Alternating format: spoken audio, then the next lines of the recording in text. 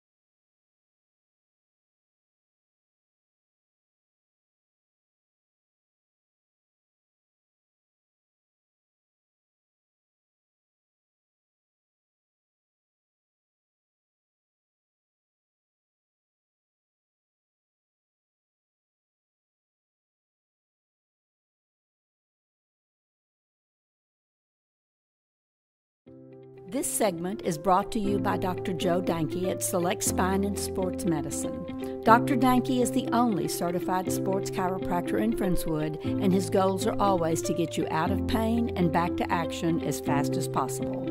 Select Spine and Sports Medicine provides the best treatment options for neck and back pain as well as sports-related injuries. To find out more, visit chiropractorfriendswood.com.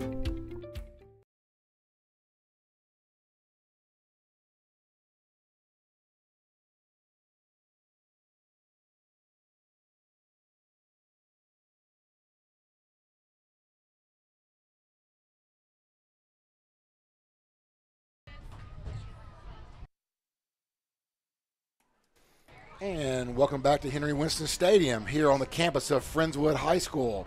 We are just getting ready to get underway here in the Battle of Friendswood. And thank you so much for tuning in this evening. Justin, we got some captains on the field. Let us know what you got. Yes, we do. We have number 1, Austin Alvarez, senior. Number 2, Luke Gurdon, young sophomore. Number 7, Luke Revere, senior, running back. And number 54, big Michael Gibson. Again, Justin, let's start real quick, and thank you guys again for joining us. We're going to replay the Coach Koopman interview at halftime, our pregame show. Let's talk about the game last week real quick. Friendswood got off to a nice start this season. Maybe a little bit of shakiness early on, but seemed to work some of those kinks out and really finish that game strong. Yeah, you know, all that matters is that you come out of there with a W. Friendswood definitely had some things to work on from last week. Came out of the game with a lot of penalties, a lot of mental errors for the Mustangs last week. I assume a lot of that will be cleaned up tonight after they got a game under their belt, broke some film. I mean, all that really matters is they came out with the win. They're playing a familiar foe tonight, out of district, which is unusual for them. But the fact is, it's a big game, and I'm sure they're prepared for it. Absolutely. As we just saw the coin toss, Friendswood wins the toss, so Clearbrook will receive the ball as Friendswood has decided to defer till the second half. Now, last week's game in the past, you're out to a 6A opponent now, an opponent, like you said, Justin, Friendswood was very familiar with. Does it matter, 6A, 5A right now? Oh, no, not at all, especially for these two teams. They're very familiar with each other, and I don't think classification makes any kind of difference, right? I mean, right here, both teams have a lot of the same kids from last year. Brook did lose a lot of star power, especially on that offensive side of the ball last year. We'll see if that affects them tonight. Yeah, and I think Brook's defense has improved from last year. That's something we're going to see this evening. And, last week, Luke Gurdon got off to a little bit of a shaky start, had a heck of a defender out there, a guy be playing the SEC West next year. And with Clearbrook's stronger defense, I'm sure they watched that film. I think we're going to see Brook put some pressure on Gurdon early. We'll see if that big offensive line of Friendswood can hold their own. Oh, I agree. And I think the way to rattle Gurdon is to put some pressure on him. He's young, and he's going to make some mental errors right there under some pressure, because if you give him some time to sit back in the pocket, he's going to pick your defense apart. Absolutely. Again, Friendswood coming into this game 1-0. Clearbrook coming into this game 1-0. Somebody's leaving here with a loss tonight in the Battle of Friendswood. Friendswood's won the last 6. Can they make it 7 tonight? Austin Alvarez with the boot, and this game is underway here in a beautiful evening now. A little trickery right off the bat for him.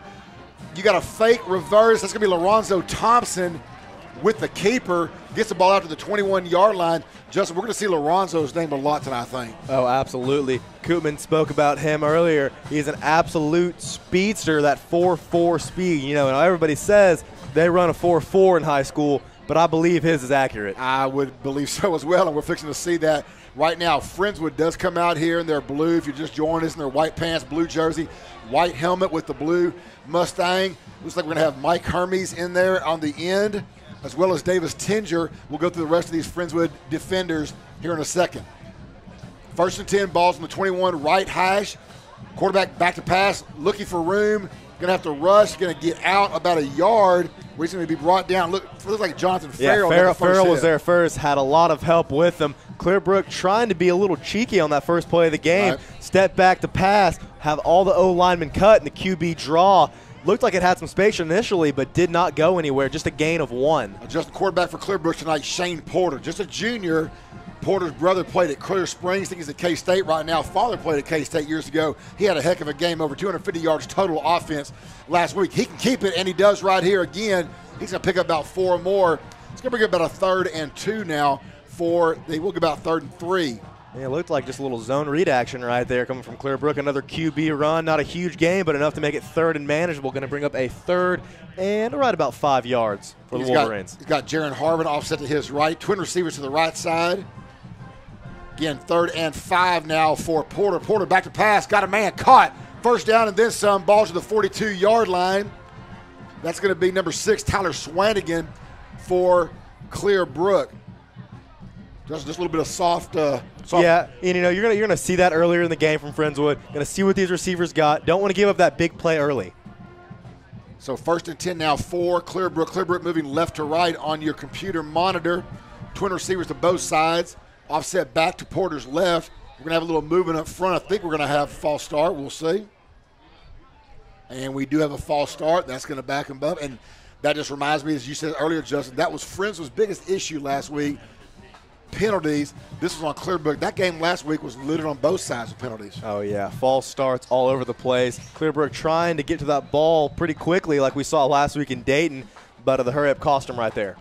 Linebacker showing blitz. We'll see if they're going to bring some. They're just going to decoy here, and they are up, man off. Got it off. It's going to be a run this time up the middle. It's going to be about maybe a yard gain, and there comes a late penalty flag. Oh, no, I think it came out a little late. Definitely an offsides. Yeah. Looks like Hermes was a little eager right there, and Clearbrook is going to make that 5 yards right back up. Absolutely. Again, starting tonight for Friendswood, inside you have Jonathan Farrell and Blaze Hilton. Hilton had a nice game last week. We talked about him many times. Again, Hermes and Tinger on the edge. Linebackers tonight, Roney, Dane Roney, Jackson Stevens in the middle, young sophomore, and Ryan Helton. Cornerbacks Connor Haynes and Ryan Tostado. The safeties Trey Mapp and Luke Sanchez. Trips receivers. Oh, Porter loses the ball. He's going to be swallowed up by Hermes. He didn't want Tinger, so he got Hermes instead. Oh, Hermes absolutely clobbered him right there.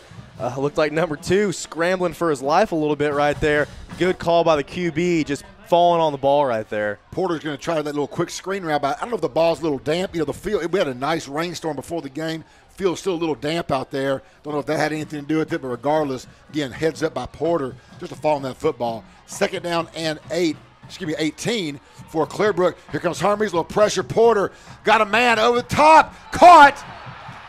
Beautiful catch. And that's going to be a 1st down in Friendswood territory at the 23-yard line. That looked like Flores right there with the snag. An absolute dart thrown by Porter right on the money, in stride, just breaking the coverage, and they're going to take that all the way down to the 24-yard line. By the way, Flores transferred from Bay City. Guess who he came with? Pops, head coach. Could be a run up the middle this time. It's got some running room, and then some. 1 tackle's missed. Could be brought down inside the 5-yard line. Looks like, again, Jaron Harbin, the sophomore back, and Porter moving fast. Trips receiver to the right side. Porter barking it out. Harbin to his left. Gonna hand off again up the middle. This time it's gonna be swarmed. See, the first guy get there. That time it's gonna be Jackson Stevens in on the tackle. Yeah, just halfback dive right there. Friendswood was ready, clobbered up that inside right there. Ryan Hilton also got in there quickly that time. It's gonna be a 2nd and goal now from the 3-yard line. 9:09 left here in the first. Just underway in the Battle of Friendswood. And just we talked about before the game, Clearbrook's going to be a little bit better test, I think, than Dayton was last week, and we're already seeing it. Trips receivers, be twin receivers, motion man. Harbin again on the handoff of the middle, nothing doing. Dayton, well, let's say that's Jackson Stevens, the first hit, and a host of others. Yeah, I tell you what, trying to get a little too crafty right there. Looks like the running back bumped shoulders with the quarterback on that handoff right there. Faked the jet sweep, went right back up the middle. Again, nothing there. Timing was just a little off right there for the Wolverines. So it's now 3rd and goal from the 3-yard line. Gonna keep that spread out. Two twins to both sides. Gonna have doubles formation. Harbin offset to Porter's right. Porter back to pass. Look at the end zone. Got Hermes sacked. Sacked. He goes down on the 9-yard line. Michael Hermes with the sack. And how about that 2nd sack just of this first drive for Hermes? Had that offsides flag earlier. I think that'll make up for it right there, forcing the Wolverines to line up for a field goal. Going to have Curtis Falkenberg coming on for the field goal. This is going to be a 26-yard attempt right in the middle of the field.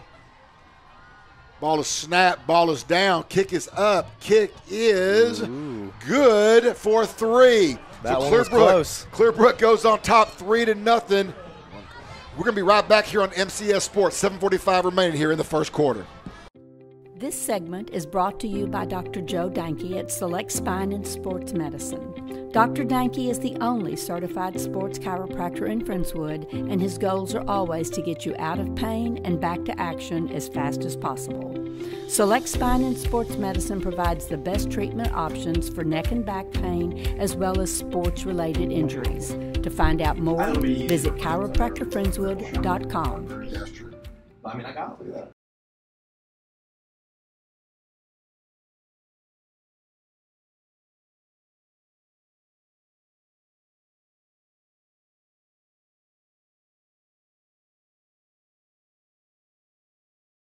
And welcome back to Henry Winston Stadium, where the score is Clearbrook 3, Friendswood 0. First drive of the game took almost 5 minutes for Clearbrook. Had a chance for a touchdown. They went inside the 5-yard line with a 1st and goal, but couldn't get anything out of it. In with the Hermes sack for Friendswood, and the Wolverines are going to have to settle for 3. Friendswood can get their first touch of the game right now, and that kick is going to go out of bounds. So we're going to have another penalty for Clearbrook as Friendswood will decide where to start this drive. Yeah, that was a solid drive right there by the Wolverines. 12 plays, not a conventional 12-play drive. They didn't march down the field methodically, not one bit. Hit that deep strike to Flores, and that really opened things up. Big run right after that from Harbin. Not quite able to punch it in. Friendswood with that bend, don't break defense, and they're going to elect to have the Wolverines kick off again from 5 yards back. Again, deep for Friendswood. We're going to have Austin Alvarez and Zach Zamora. Yeah, that's Zach Zamora. I said Christian Lee will not be back there. Christian Lee should be in front of Zamora. If I can get a number right there, about the 25. Looks like Christian Lee to me. I would say so. So again, Clearbrook will back it up now to their own 35 to kick this thing off. Nice crowd came out tonight. It was a little shaky earlier with the weather, but the rain is blown out. Again, beautiful night. Had an outstanding rainbow earlier. Just made a good night of football right here. We got here in the Battle for bragging rights in Friendswood. A little bit of must be a breeze because the ball just flew off the tee. We're going to get this thing again. The officials asking the clock keeper to reset the. And Falkenberg has it fall off the tee yet again. He is really struggling out there. I don't see the wind blowing that much. I mean, it's a little bit of a breeze, but we will see. He's got it ready to go now. Again, this will be Friendswood's first drive of the game. Falkenberg does get it off. Nice kick. So go down to Zamora, gets on his 10-yard line. Little fakearoo to Austin Alvarez, 15, 20, 25, 30. 35, Alvarez gets pushed out of bounds right at the 42-yard line. Same kind of play that Clearbrook ran. Instead of keeping it, pitched to Alvarez and did the rest on his own. Yeah, you see that all the time in high school football. You got two returners back. You're going to see the returners go to each other on every single return tonight. Is he going to keep it? Is he going to hand it off? Right there, the handoff to Alvarez had a nice little wall sealed up right here on the Friendswood sideline and was able to get a nice return. Luke Gurdon in the gun. Looking back to pass. First pass wide open, but that is going to be incomplete. Yeah, that's just not what you want to see right there. No, it was going to Alex Fluellen. Fluellen could not have been more wide open. There wasn't anybody 10 yards near him, just a little bit of out, and Gurdon just didn't have it on that pass right there. No, he didn't, and hopefully he will dial that in a little bit tonight. First pass, going to have a little bit of nerves. Absolutely. Again, last week was only 10 of 24, a couple of turnovers. Now he wants to get that one out of his system. One way to do it is hand off to Halada. Halada going to get right back to the original line of back to the line of scrimmage. You know, Halada had a nice game last week. Justin went for about 120. Also, of course, Revere, his backup, came in, rushed for about 80. A 200-yard combined rushing game for Friendswood was a nice start for that rushing game, and they needed it last week when the passing game just wasn't there. Yeah, and I think that's going to be the key for Friendswood this year is to really get that running game going. You got a workhorse back there in Halada and a nice little change of pace with Revere with that big head of steam downhill running style. You got both of them in there right now, but they're going to block. It's Gurdon back to pass. Got a man. That's going to be incomplete. Wow, looking for Lee right there. A lot of contact. Matched up with Pamplin right there on the outside. Lee on the ground, ball near him, but not a chance. It's going to bring up a 4th down and 10, so Friendswood a quick 3-and-out. Alvarez will come in and do the kicking duties for the Mustangs. Clearbrook is going to send, looks like, Lorenzo Thompson as well as Tyler Swanigan back right inside their own 15-yard line. Nope, that's going to be, I didn't say Alvarez, that is going to be Russell Langston. Yeah, Mr. Langston. The nice little boot right there, Absolutely. pinning them inside the red zone on the 15-yard line. Right at the 15. We're going to take a quick break here on MCS Sports. 6:44 remaining here in the first quarter. Clearbrook 3, Friendswood 0. This segment is brought to you by Dr. Joe Danke at Select Spine and Sports Medicine. Dr. Danke is the only certified sports chiropractor in Friendswood, and his goals are always to get you out of pain and back to action as fast as possible. Select Spine and Sports Medicine provides the best treatment options for neck and back pain as well as sports-related injuries. To find out more, visit chiropractorfriendswood.com.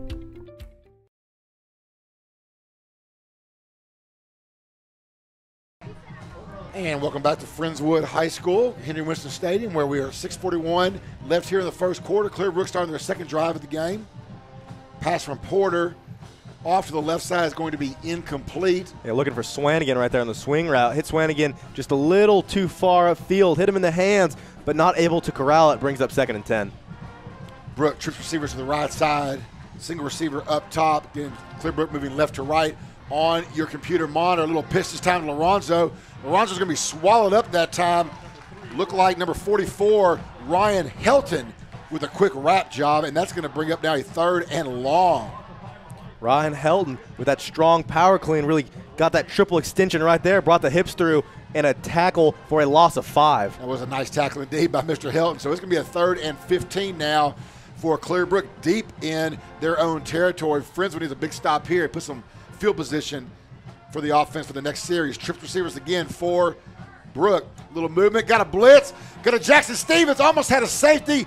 Here goes Porter though. Porter can run. 10, 15, 20, blocking the back maybe. Oh, absolutely. The far side official got that one. That could not have been more blatant. Right in front of the official, and that one will be coming back. Oh, boy, and that was just not needed right there. Had a potential opportunity to grab that first down right there was Porter, but a block in the back, an egregious block in the back on the outside, and that's going to bring them all the way back to at least the original line of scrimmage. Well, Jackson Stevens, again, had a hand on him in the end zone, just couldn't get that second arm around him. And, again, Porter, give him a little space, he can go. And Blaze Hilton almost had the contain right there, just got sucked in a little too deep in that middle right there.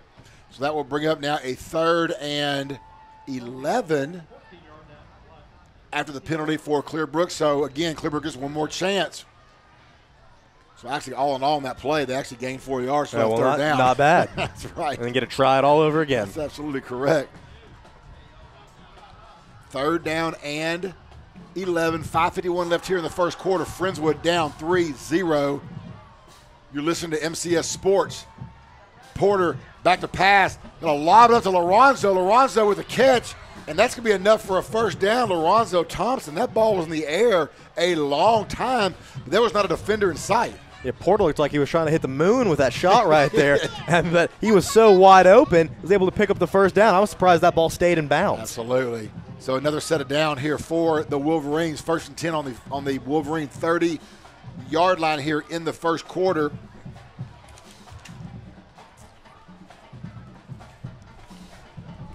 Hermes again with Tinger on the edge. Looking to right. We're going to have Helton with the blitz. He does not get it. He gets blocked. Instead, it's going to go to the running back, number 8, Jaron Harbin. The sophomore is getting quite a few carries. He needs to pick up 5 yards. Oh, boy, and Helton got stonewalled right there at the line of scrimmage. Good job by Brook on picking up that blitz, and the run actually went right off of that gap that Helton was attempting to fill. Don't forget tonight's first quarter brought to you by GenRG and Remax, and, of course, Hometown Bank of Friendswood as always. Trips receivers to the left. Porter going up top. Got a man. That is going to be caught right over the top of number 20, Luke Sanchez. That looks like Flores again. Well, when they want the big play, they're going to go to Ladarian Flores. You're right. That's 2 big plays for Flores. Sanchez was in position, just didn't get his head turned, didn't see the ball. Absolutely. Yeah, Sanchez was there, just did no ball awareness right there. Would have had a chance to knock that thing down. So now a 1st and 10 inside Mustang territory. Ball is spotted on the Friendswood 32-yard line, left hash, 4:33 and counting here in the first quarter. Clearbrook, 2 drives this game and 2 effective drives so far, even though they only came away with 3 last one. Trips receivers to the left, single receiver to the right. Harbin on the run, trying to get outside. Still trying to get outside, got a flag. He's going to be brought down by Trey Mapp from the safety position. I don't know if we're going to have a hold on that one or not. It was a late flag. Yeah, I imagine that one is going to be coming back.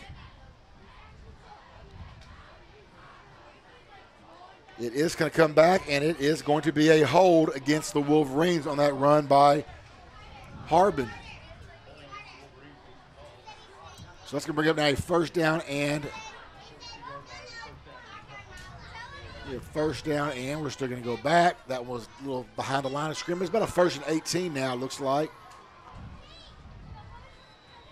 For the Wolverines, again, still in Friendswood territory. Ball spotted on the 42-yard line. Twin receivers to both sides for Porter. Porter balks it out. Porter, quick pass. Got a man caught, still on his feet. That is going to be number 6, Tyler Swanigan, and he's going to pick up past the original line of scrimmage. Give him about 12 on that reception.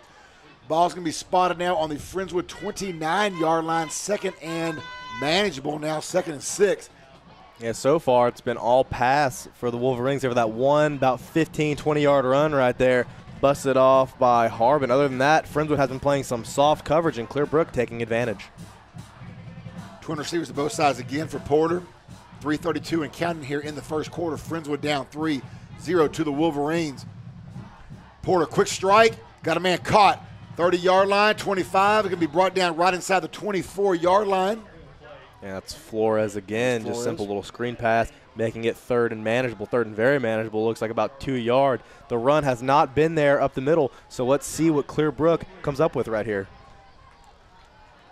Clear Brook still getting the play in from Coach Flores and his staff. It's going to be a little tighter formation. We're just seeing instead of trips, you're going to have that little offset wing. I guess he's right outside the tackle. Harbin looking to carry. Harbin does up the middle. Tough runner him again. Get some yardage. It looks like it's a first. Yeah, just about by the nose of the football right there. Harbin doing an excellent job just putting his nose down and driving through that hole, and the referees are not going to measure. They're going to say he's got it. He picked it up by about a half yard. That was Blaze Hilton on the tackle. Blaze, good position. Just, again, the initial contact was just enough for that first down. Farrell comes in for Hilton now. They're going to replace him. 1st and 10 now for the Wolverines. Ball spotted on the 22-yard line, almost in that red zone. Going to be a handoff to Harbin. There's going to be some movement. There's some illegal motion or a false start. That's going to be a false start right there on the Wolverines. And they have been really moving the ball well on the Mustangs so far tonight, but they have been penalty after penalty for the Wolverines. And that's right now the only difference with there's being a 7 or a 14-0 score is the fact that Clear Brook has just shot themselves in the foot. And that's number 4 tonight, and it's already only the first quarter. 2 drives, 4 penalties.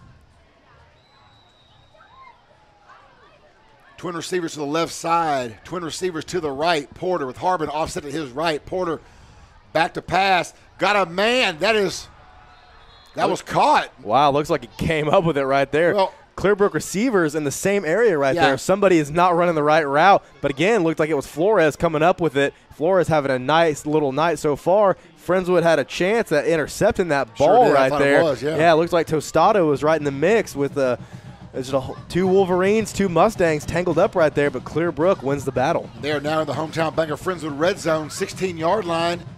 Trips receivers to your right. Porter on the keep. Porter trying to find a little running room. Doesn't get much. Give him maybe 2 on that. Just not a lot of room to run. Yeah, Porter doing too much dancing right there. Would have put his head down. Would have been close to the first down. Same as the very first play of the game tonight. QB draw, all the linemen chop, and there were just too many bodies on the ground right there for Porter to navigate around. So 1:25 and counting here left in the first quarter. Clear Brook on top 3-0. They are trying to put a few more on the board as they are inside the red zone, 15-yard line. Porter with the keeper again. Can he get outside? He does. No, he's going to be swallowed up. Looks like a host. Looks like Luke Sanchez slowed him down, and then big Davis Tinger funneled him to Tinger right there. Tinger nearly almost had that contain broken, but he did a good job of recovering, scraping towards the sidelines, having his cornerbacks help him out. That brings up 4th down, and again, field goal that is not in a comfortable spot for many high school kickers. Absolutely. This ball is going to be spotted on the 28-yard line, 38-yard attempt right here for Falkenberg. Ball spot on the right hash. Got a lefty kicker. Little high snap. Porter, that's your quarterback. But it doesn't matter. He's got nowhere to go. He's brought down for a loss by number 22, Ryan Tostado. Huge break for the Friendswood Mustangs. Oh, absolutely. Tostado doing a good job of just making sure he is down, does not get a pass up in the air right there. Clear Brook, everybody chanting fire, fire, fire. Somebody trying to get out and do a pass route knowing that the snap was high. I thought the snap could have been caught. It was high, absolutely. It did hit him in the hands. They went out into a pass route, but just a little too late. The O-lineman not recognizing that the bad snap quick enough. Absolutely right. So Friendswood again escapes. Ball spot on their own 30-yard line. 28 seconds left here in the first. Friendswood on their second drive, just their 4th play. Luke Revere up the middle, got some running room, still on his feet, breaks 1, breaks two. It takes more than one to bring that man down. He gets right to midfield. And he just crosses the midfield stripe. And again, we talked about this last week. Luke Revere has one speed and one direction. Downhill, hard. Oh, absolutely. Revere kicked it into second gear right there, running right off of that left B gap. Had some open space, broke a tackle, and turned it on. Empty backfield now for Garden. Revere offset to the right in a wing spot. Twin receivers to both sides. Little movement up front. No call. It's going to be a pass complete to Christian Lee. That's going to be the last play of the first quarter, and that is going to be right at the sticks. We'll figure out where they're going to start this drive from. The second quarter. When we come back, score Clearbrook 3, Friendswood 0. We'll be right back here on MCS Sports. Have you been dreaming of a home renovation? Are you looking to purchase a home? Is it time to refinance? With money to loan and the will to help, the best place to borrow is right at home. At Hometown Bank, dreams are built one family at a time. Stop in to see one of their experienced loan officers today. Hometown Bank is your local bank with deep roots in our community. With big league resources and services, that strength is used for local families and businesses. Come see how being local makes a big difference in banking at Hometown. And welcome back to Henry Winston Stadium, where the score is Clearbrook 3, Friendswood 0. Just getting underway here in the second quarter. Friendswood moving left to right on your computer screen. Friendswood's only had 2 drives. This is drive number 2. First one was 3 and out. This one's starting out a little bit better.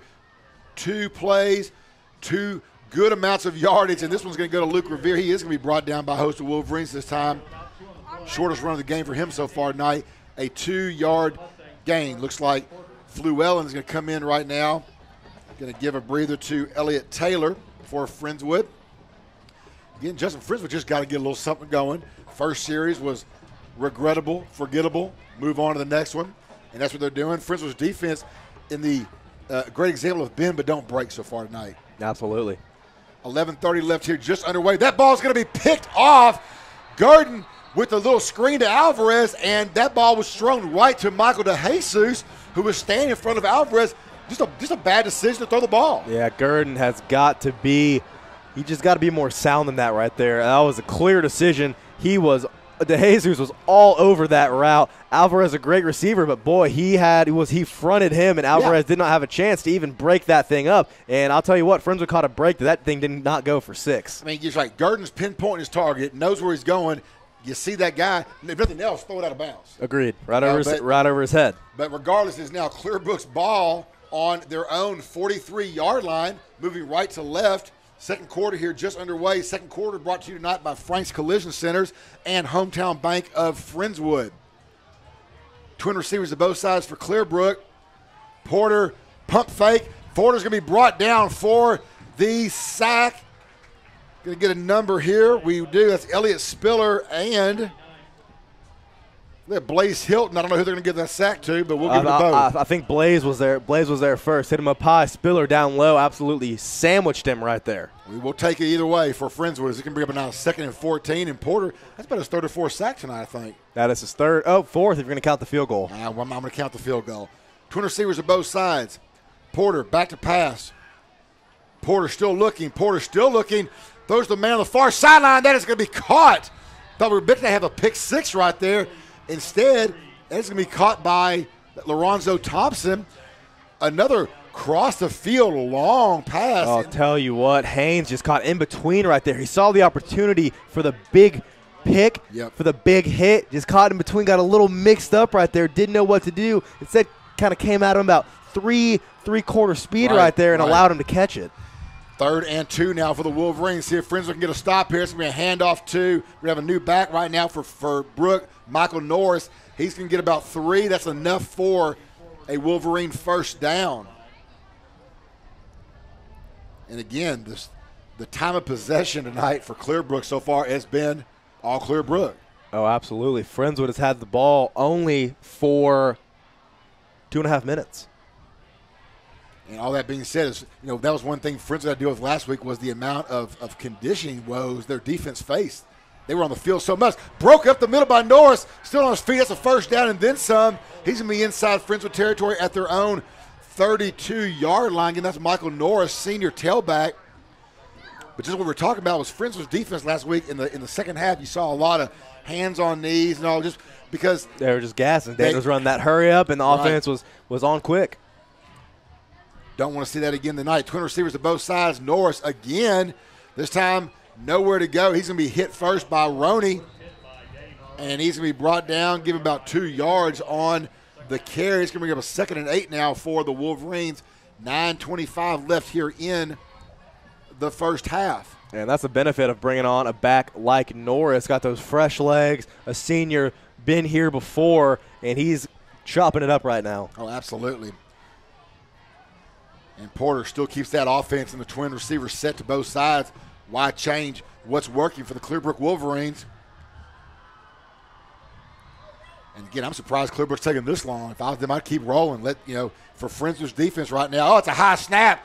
Little dipsy-do around the corner this time to Swanigan. Trying to get outside. Got a little running room, maybe about 3 yards. That could have gone for a lot more. Just a little end around with Swanigan. High snap, almost a turnover. Something about Porter's, Justin. I want to make sure a lot of Friendswood people listen. Wait, I think I know that name. Porter played his ball right here in Friendswood. Little League baseball, Little League football, Bronco football. Even coached by Councilman John Scott. The great John Scott. Absolutely. He'll probably tell you he taught him everything he knows. Porter pressure. Got a man caught. Lorenzo Thompson right across the middle. Still on his feet. Drags the defenders inside the 10 to the 8-yard line. That's going to be a 1st and goal for the Wolverines. They are inside the hometown Bank of Friendswood red zone. They're knocking on this door again. Wow, and Stevens delivered an absolute shot to Porter. Was able to stand in the pocket strong and deliver it right there.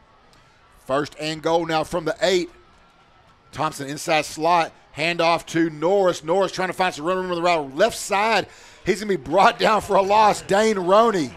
Dane Roney doing an excellent job on the outside right there, not letting him break contain. Norris was scraping. Could have busted that upfield, picked up at least a couple yards, but kept working, looking for that big play and trying to find the end zone. But Roney shut him down. Smart play by Roney. Also had, looks like Mapp coming in there to help out, but Roney slowed him down. Roney with the tackle. That's going to bring up a 2nd down and goal now. Right, we'll call it the 7.5-yard line. Twin receivers to both sides. Thompson on the end around, fakes it. Porter up the middle. They're going to tackle him the wrong direction. Going to give him an extra yard on that. Brought him down to the 3-yard line. That's going to be a 3rd and goal from the 3. Wolverines again knocking on that door. So far, Friendswood's defense all about that bend, don't break. Can they handle one more play here? On Spiller, that's frustrating. Here on the outside is the DN right there. You're doing a great job. You're sitting in it. Zone read action. Does his job, contains, unable to make the tackle as they brought it inside. 7:22 and counting in the 2nd quarter. Looks like offset to the right. It's going to be a handoff to Norris. Norris trying to find some room at the middle. Swarmed. No good. Friendswood stops. Yeah, it looks like he picked up just 1 yard right there. If that, it's going to be 4th and goal from, looks like the sticks set at about the 2-yard line right there. Yeah, not easy. 2-yard line right there, and we'll see what the Wolverines do. Looks like they're staying on to go for it. They are. So 4th and goal from the 2. They will stay in this. Again, Porter, good feet at quarterback. Got Lorenzo Thompson inside slot. Is he going to try some chicanery? Porter hands the ball off to Norris. Norris, the Powell's being pushed. Oh, it's close. Nope. Well, let's see. They're waving it off. Friendswood holds on the 1. Oh, wow. How about that? Bend, don't break. Absolute definition right there. Gets a nose of the football, nearly touching the white. And the referee finally signals Mustang ball right there. Big cluster in the middle. Good job of the D-line of the Mustang stopping it. And I'm surprised that Clearbrook went to the middle right there. They've had success in every other aspect of the football game so far tonight. They've had the ball nearly the entire game except for 2.5 minutes, and yet they have 3 points on the board. They've driven the ball about 250 yards. Great job that time by that Friendswood interior. The last guy to get up was Jonathan Farrell. Gotta love seeing that D tackle. He just did his job that time. Friendswood trying to run the ball out of their own end zone. They do. See if that was Revere or Halata. We'll get a number here in a second. The way that pile moved. No, that was Dane Roney. Pardon me. That's why we weren't there. Oh, wow. How about that? Picked up 7. That's that pile moving. You thought it was a Revere run, but no, it was a Dane Roney run. So Dane Roney didn't come off the field after that goal line stand. Says, Coach, give me the rock. I'll give you some space. And he does. And now Coach Koopman's going to use a timeout. We'll take one here with you here on MCS Sports. 6:14 left in the first half. Score Clearbrook 3, Friendswood 0. Motor Trends is a locally owned and operated pre-owned auto dealership that specializes in customer service and one-price selling. The Yarbrough family invites everyone from the Friendswood Clear Lake area to look us up online at motortrendsonline.com, or just come on by and see us on FM 528 on the border of Friendswood and Alvin. We have a great selection of trucks, SUVs, sports cars, and sedans. We support Friendswood Athletics.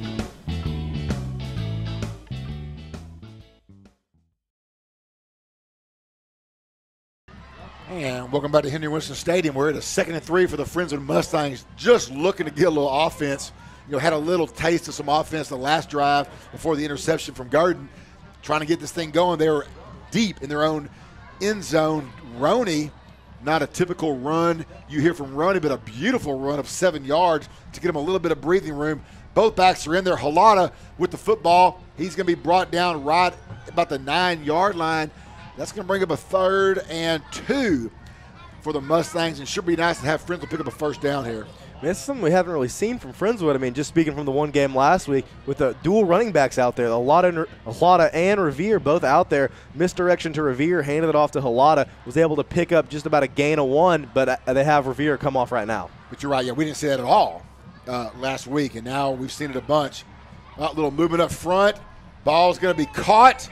That's going to be Alex Fluellen, the Flu with the first down. I think if the play stands. I think that's coming back. Well, it doesn't make any sense. It's going to have to be an illegal motion of some sort because the play was not blown dead. It was able to carry out. I imagine if that was a false start, it would have been blown dead. Penalty is offside. And instead it's an offsides from the Wolverines. So the play is going to be good. Either way, for a Friendswood Mustang first down. Again, that was just a little quick out from Garden to Fluellen. Kind of thing you need when a quarterback's struggling. Just get those easy passes. Nothing big. We know what kind of arm Garden has. We know the accuracy he has. Just needs to get some confidence up this season. Another movement again. No flag. Garden throws it out to. Looks like Flew again. Fluellen again. Oh, man, tell you what, that was an excellent jump on the outside right there by – looks like the vault on the outside. He timed that snap perfectly. I thought he was just a bit off sides, but he timed that. Absolute money. Good job by the O-line of Friendswood, picking him up just enough to allow Garden to get the pass off. Again, tonight's second quarter brought to you by Frank's Collision Centers all throughout the area and Hometown Bank of Friendswood, along with Genergy and Remax. Twin receivers to the right, single receiver up top to the left. Twin backs. Garden back to pass. Garden rolls his left. Looking for some running room, got a block, still on his feet. He's going to be brought down. It's enough for a first down, I do believe. And it is. Garden, nice job of keeping his feet, weaving around that traffic, and picks up the first. Garden is not a guy you want taking a lot of shots like that. Not a big frame, just a young sophomore, but, hey, he's gritty, and you got to respect it. Absolutely. No, great job by Luke Garden that time to keep that play alive. And, again, sometimes when the pass is not there, you do what you got to do, and that's good to see from that young sophomore.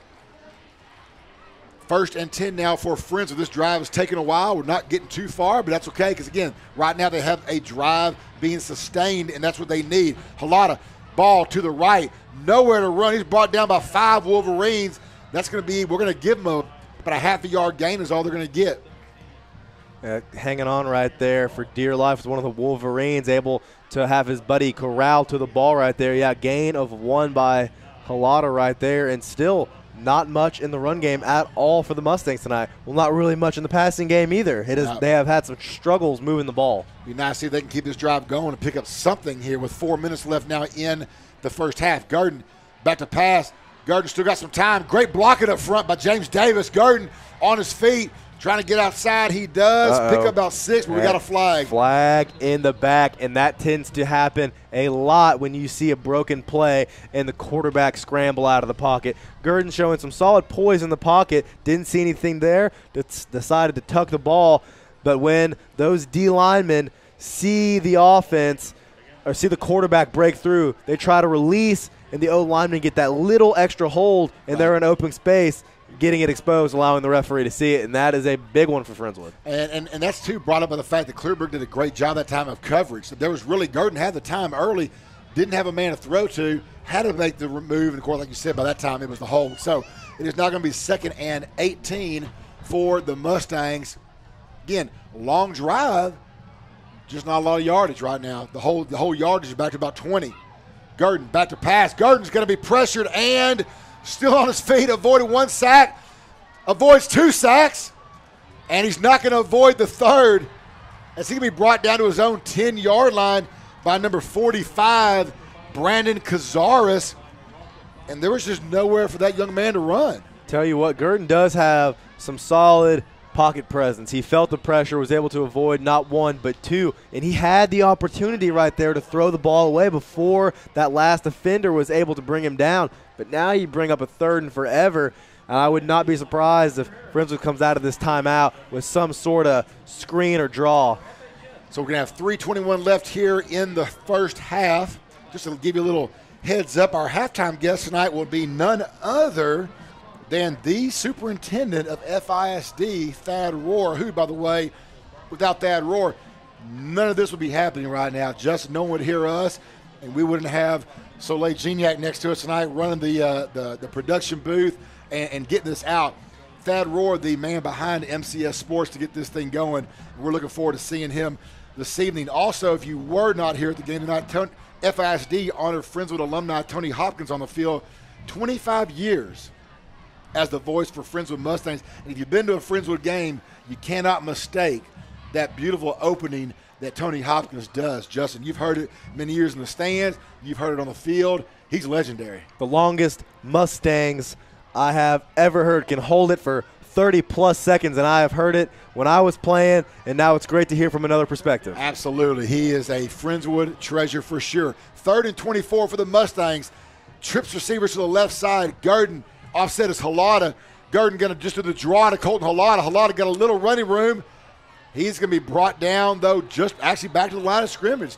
4th and 24, and that draw, you kind of know that's coming in that field position, and Clearbrook was right there for it, and Clearbrook is going to use a timeout, and a good timeout to be used here as they're going to get the ball in what should be pretty good field position, probably right about the 50-yard line.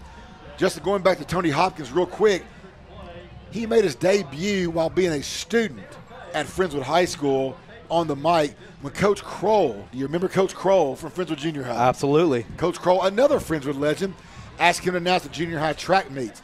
So tonight, in appreciation of his commitment to the Mustangs, he was presented with a 2018 replica of the Friendswood Mustang varsity jersey with the number 25 to commemorate his 25 years as the voice of the Friendswood Mustangs. We all appreciate his commitment to the program, the district, and the community. 3:10 left here in the first quarter. Clearbrook on top, 3-0. Fixing to get some good field position here. Going to send Lorenzo Thompson and Swanigan back. They're going to be on their own 45 for this Russell Langston kick. And it'd be nothing better if you're a Friendswood fan to see a Russell Langston boot right here. He is right now standing right on the end line. Is this a time Brook brings pressure or just plays smart here? I imagine they're going to play this one smart. We'll have a chance at a pretty solid return as they have both of their guys on the Mustangs' 47-yard line. So they're hoping to get this ball already in Friendswood territory. At least that is what the returners are predicting Langston's leg will kick. 3:14 will be put on the clock. And then resetting the clock, adding an extra 4 seconds. Clearbrook probably likes that. The way Clearbrook has been moving the ball, I would not think that that extra 4 seconds is going to help them right here. But I will say, if you weren't here at this game right now, you say, oh, we got a snoozer, 3-0, no kind of offense happening. Clearbrook's approaching 300 yards. Absolutely. They just can't seem to get this thing in the end zone. For Friendswood, it's just been a litany of mistakes. Russell Langston with the kick. That ball is going to be caught by Lorenzo at the 43. He's going to get about 3 yards. So Clearbrook will start this drive from the Friendswood 40-yard line. 3:02 remaining here in the first half. Clearbrook now has one timeout remaining. And, Justin, we've seen Clearbrook with a quick strike offense. They can move the football, as you just said. Yeah, absolutely. But Friendswood, like we've said many a times tonight, has been bend, do not break. And we actually saw a lot of that last week against Dayton. Dayton was moving the ball pretty well against the Mustangs, but they did not put up the points. My only concern, again, is just the amount of plays this Friendswood defense has been on the field this first half. Trips receivers to the left side. Offset is Harbin to the right of Porter. Porter fakes it. Hermes got a sack. Hermes from behind. Porter never saw him. And how about that? Number 3 for Hermes tonight. Not 1, not 2, 3 sacks. Some players are lucky to add that to their highlight tape at the end of the year. He's got 3 in one half tonight. Hat trick in the first half for Hermes. That's going to bring up 2nd down and 15 now for the Wolverines. Ball is on their own, Friendswood's 45-yard line. Trips to the left. Porter, Hermes more pressure again. Porter gets away from it. Got a man. That's Lorenzo. He's got a man at the 35 and out of bounds. And Justin, that play has been effective tonight, just out in the flats, and there's just the coverage just isn't there. And I imagine that's just a safety valve right there. It's not even a true route. What you do, you see nothing there. You say, oh, the running back, once he gets in protection, floats out into the flat, has just an immense amount of space, and Friends was just trying to recover, and that was enough to pick up the first down after a huge Hermes sack. So 2:25 left here in the half. Plenty of time for the Wolverines. Porter fakes it. This time's going to be caught by Flores. Flores is going to pick up 9 on that reception. And how about Flores? He's been the game breaker so far for the Wolverines, as he has 100 yards receiving tonight. Just in one half of play. Trips receivers to the right side for Porter. Porter boxed it out just at 2 minutes now. He is going to be brought down for a sack, and that is going to be Ryan Helton. Oh, I had Stevens right there with the sack. Tell you what, Helton cleaned him up. Yeah. Stevens was the one holding him on by the jersey. Not exactly how you teach tackling right there. But tell you what, if Porter has one size smaller on a jersey, Stevens isn't going to get his hands on him, but able to corral him for the big loss. 138 and counting. Getting great job by both linebackers. Porter trying to get that ball on the flat. That is going to be an incomplete pass. Going to Lorenzo Thompson. And again, Justin, bend, don't break. This is a 4th and 6 now for the Wolverines. Oh, and this is go-for-it territory right there. Sure. You know the kicker doesn't have the leg from nearly 45, as most high school kickers don't. Already had some trouble for the field goal unit. But 4th down, 0 for 1 for the Wolverines tonight. Let's see if the Mustangs D can force an 0-2. Going to have twin receivers to both sides. Offset back to the left of Porter. Got a good stable of receivers. Porter, quick strike across the middle. Caught Swanigan. 20, 15, still on his feet. 10, still on his feet. Down to the 10. They're going to finally bring him down. 1:23 left. And there's one of those receivers we've called his name many times tonight, Tyler Swanigan. Yeah, Swanigan also having a nice little ball game. If you're the Wolverines, you nearly abandoned the run game. You're picking the defense apart right now of the Mustangs. And right there, you had Dane Roney lined up against a much shiftier Swanigan right there. That is a tough route to cover right there as an outside linebacker. Just a simple slant route, but was enough to get it done. We're going to have a quick timeout on the field. We'll take one with you. All we do, we'll talk about FISD's next Mustang Voices will be on September 27th at 6 p.m. The open forum gives you a chance to hear from administration, what is going on, and share any ideas, concerns, and thoughts you may have about the district. And also, if you're at the game tonight, you probably already know this, but Justin, you and I talked about this last week. What's a great way to get to a football game here in Friendswood? If you can't make it in your own car. Shuttle bus. Of course you're going to do the shuttle bus. Soleil, you also would ride the shuttle bus. Relax. We're just going to talk to you a second. If I couldn't get to the football game and I'm an FISD fan, don't worry about it. By the way, if I live on the side of Bales, where could I go? Bales. If I live on the junior high side, where can I go? the junior high. You've got options anyway to get to Friendswood football games. Friendswood ISD takes care of you. Now you know. Quick pass, Porter. No, doesn't have a man. Going to throw to the back of the end zone. That is going to be nearly intercepted incomplete. right there. Absolutely. Looked like you had Haynes over there in coverage. Again, Porter really just trying to throw that ball up. He was trying to throw it out. I thought he was trying to throw it out of bounds. Yeah. Either not enough arm, or he was looking for a receiver, chucking up a prayer, had 2 defenders and 2 receivers. He liked the odds, almost intercepted, and it looks like we're going to have a timeout on the field.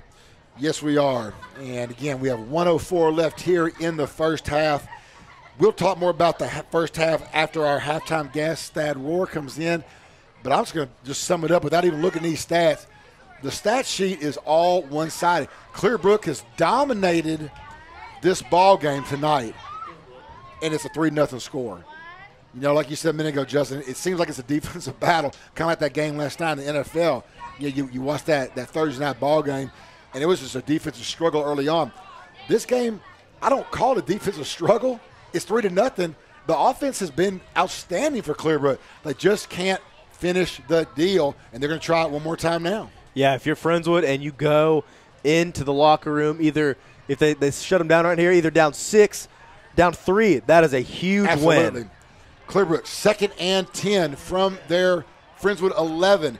Porter, back to pass. Got a man on the backfield. That's going to be caught. Norris, he's going to be brought down at the 5-yard line. Brought down by Connor Haynes. Touchdown saving tackle by Mr. Haynes. And just a swing route. Again, Friendswood has had some trouble covering backs in the flats tonight. Remember, Brook has no timeouts remaining, 47 seconds and counting. They can still get another first, though. First down is at the 1, 3rd and short.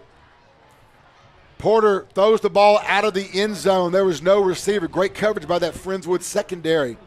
And again, another 4th down for the Clearbrook Wolverines. And 4th and 4. Let's see what they do. And that is 1, 2, 3, 4, 5, 6, 7, 8, 9 passes in a row for the Wolverines. They've really figured out what's been working for them. And I'd be surprised if they go back to the run here, looking for pass number 10 in a row for the Wolverines. Friendswood fans on their feet. 37 seconds left here in the first half. Huge play for this bend, don't break defense. Can they hold him one more time? Trips to the left. Porter barks it out. There's a handout. No, it's an end around to Lorenzo Thompson. They faked the defense out, and they got the score. However, don't get too excited, Clearbrook fans. There's laundry on the field. Let's see what it is first. Friendswood had the run up the middle, stifled, but they ran it outside on the end around to Lorenzo Thompson. We're sorting it out. Here's the official call.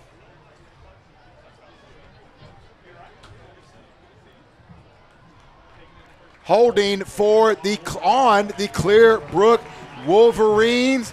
Friendswood bends yet again. It is now going to be a 4th down and 9. Clearbrook can still get the first, but now they're going to bring on the field goal unit. And I think that's a smart call right there for the Wolverines. Well, especially the fact they can't get the ball in the end zone. They just haven't been able to find a way. Absolutely. I mean, as Coach Flores has got to be beside himself over there. This is going to be a 27-yard attempt. Ball is down. Kick is up. And the kick is good. So Clearbrook does get 3 more on the board. It is Clearbrook 6, Friendswood 0. But if you're on the Friendswood side of the field, you got to feel okay about that. You got to feel great. First of all, you can take the lead on the first drive of the half. Absolutely, yes, because you will get the ball back. That is seriously amazing right there. Football is a crazy game. Clearbrook has dominated, but the score would say otherwise. 6-0, still a close game. And like I said, Friendswood, they're going to go into the half, and that's what Koopman's going to say. He's going to calm them down and say, look, we're not even down 7 points. We can come out right here, fire his guys up, and take the lead on the first drive. Just one. All Friendswood needs, Justin, for comments, just one good drive. They're just looking for that. And I know it's easy to say. I know Coach Koopman knows that. Everybody in the stands knows that. You just got to get the players to have that confidence. No, we can do this. And again, the running game hadn't been there for Friendswood, but the pass has been a little off too. It's just a matter of finding the right formula, and they will. You know, they will. Like you said, the main thing is this. Once you get it together, you're 6 points down. That's all this is. Friendswood's defense, though, give them some electrolytes at the half because they have been on the field a long, long time this half. Absolutely, and I'll have to do some math for you. Bring up my calculator and figure out this time of possession. Clearbrook gets the kick off. That is going to be short and out of bounds. That is their second kick of the game, and both have gone out of bounds. Man, it looked like they were trying to pooch it right there between that first and second level of returners. Tell you what, that ball takes a hop the Wolverine way, and they would have recovered that one. Unfortunately for them, ball hops right out of bounds, and they're going to have to back it up 5, or Friendswood's going to tack it on. Let's see what they decide to do here. Our halftime show coming up will be brought to you today by Motor Trends of Alvin. Generators of Houston and Generac support the Friendswood High School Mustangs. For all of your industrial and commercial generator needs, choose the oldest and largest. Halftime show this evening. Again, we will have the Superintendent Thad Rohr on at halftime to talk to us about the state of the district. So 27 seconds left here in the first half. Friendswood down 6-0. They will start this drive on their own 37-yard line. And if you're Friendswood, I'm going for it right here. You got 2 timeouts, got great field position. Might as well open it up. Offside's there, free play. Free play for Garden. Garden back to pass. Alvarez, nice break. Pass just wasn't, the timing wasn't there. Yeah, pass was well short right there from Garden. Not the end of the world. It was a free play, but had Alvarez, could have had him for 10 right there, would have got past the sticks. Deep curl route towards the sideline, and Garden and Alvarez just a little out of sync. Right. Garden short-armed that one. Yeah, the timing right now is just not there between the quarterback and the receivers. 23 seconds left here in the first half. 1st and 5 now for the Mustangs. Ball spotted on their own 43. And again, if nothing else, get you a couple strikes, put you in field goal range here. Agreed right now. You got to get across midfield, allow Garden to show that arm off a little bit. I imagine he can hit at least 45 in the air. I've seen him do it. Both backs in the backfield with Garden. Both in the block. Garden back to pass. Going deep. Got Alvarez. That's going to be in. Oh, it's over his head. Overthrown. Let him out of bounds. Alvarez, great target. Left up. Ball just too high. 16 seconds left, and it's now 2nd and 5. Ball a little high and short and out of bounds right there. Alvarez didn't have a prayer at catching that one. I tell you what, he had a step on his man. If Garden could have let him right there, could have got Friendswood fairly close to the red zone. Yep. So it's now 2nd and 5. 16 seconds left here in the first half. Clearbrook on top 6-0. Garden hands off to Revere. Revere, he's going to run. Ball's out. He's dropped down to right about midfield. He got a first.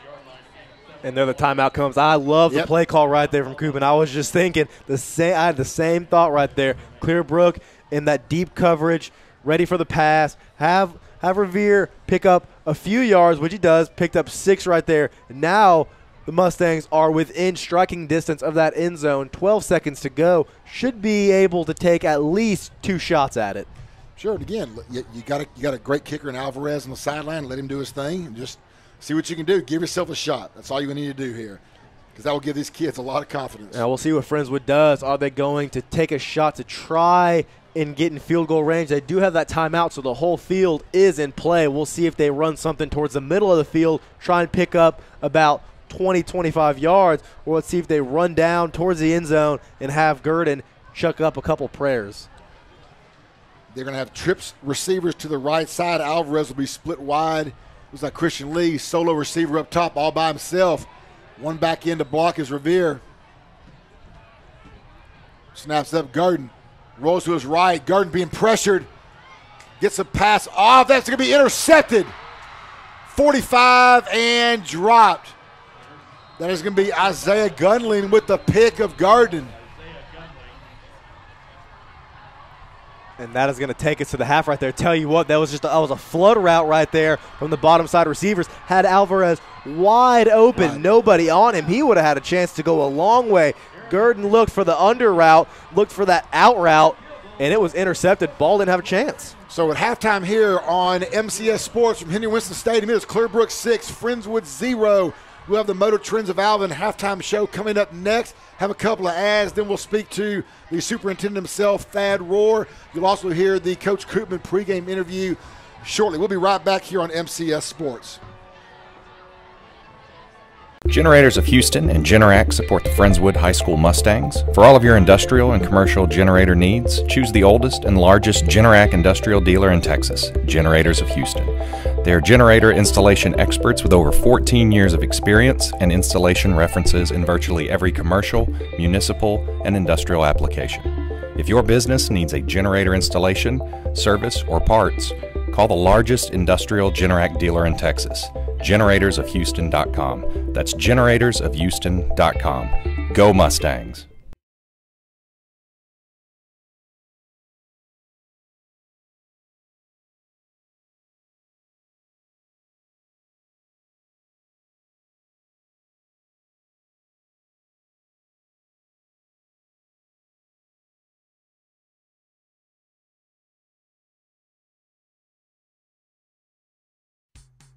We have school spirit. What about you?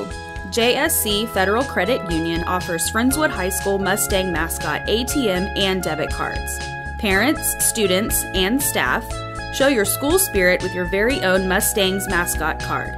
Visit jscfcu.org for more information on the mascot cards and our other products and services available.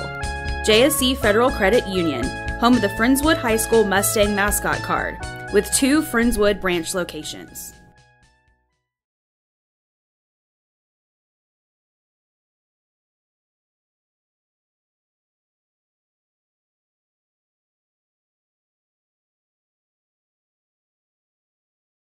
When I grow up, I want to be a new pair of blue jeans. When I grow up, I want to be a kid's first computer. When I grow up, I don't want to be a piece of garbage. And if you recycle me, I won't be. Give your garbage another life.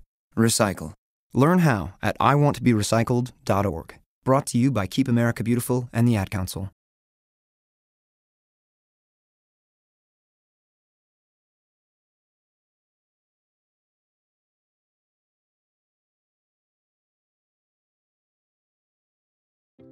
This segment is brought to you by Dr. Joe Danke at Select Spine and Sports Medicine. Dr. Danke is the only certified sports chiropractor in Friendswood, and his goals are always to get you out of pain and back to action as fast as possible. Select Spine and Sports Medicine provides the best treatment options for neck and back pain as well as sports-related injuries. To find out more, visit chiropractorfriendswood.com.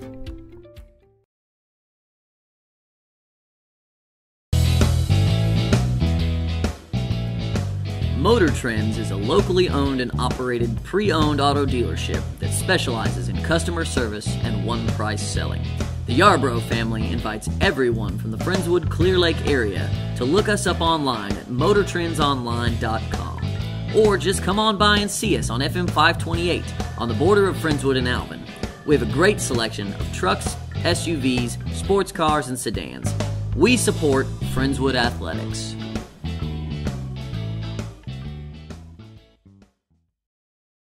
Generators of Houston and Generac support the Friendswood High School Mustangs. For all of your industrial and commercial generator needs, choose the oldest and largest Generac industrial dealer in Texas, Generators of Houston. They are generator installation experts with over 14 years of experience and installation references in virtually every commercial, municipal, and industrial application.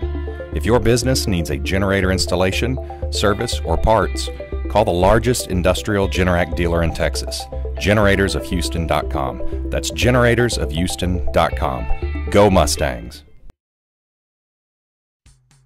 We have school spirit. What about you?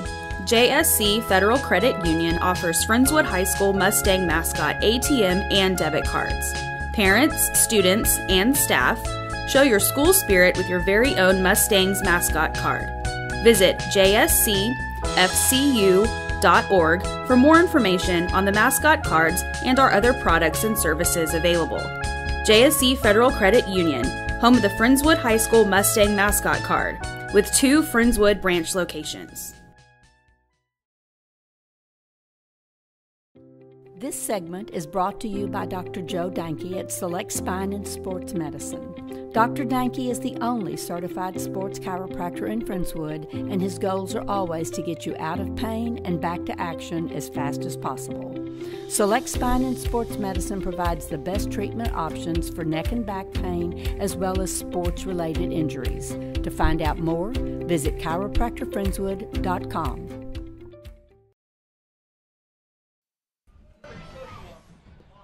And welcome back to Henry Winston Stadium, where the halftime score is 6-4 Clear Brook, 0 for your Friendswood Mustangs. Again, we're at the Motor Trends of Alvin halftime show. And right now we are joined by, who I know I've said this before on the broadcast, I'll say it again, the man that without him we wouldn't even be doing this right now, the superintendent, Thad Rohr. Thad, thank you so much for joining me this evening. Oh, it's my pleasure to be here with you guys. Oh, I tell you what, it's a thrill to have you in here.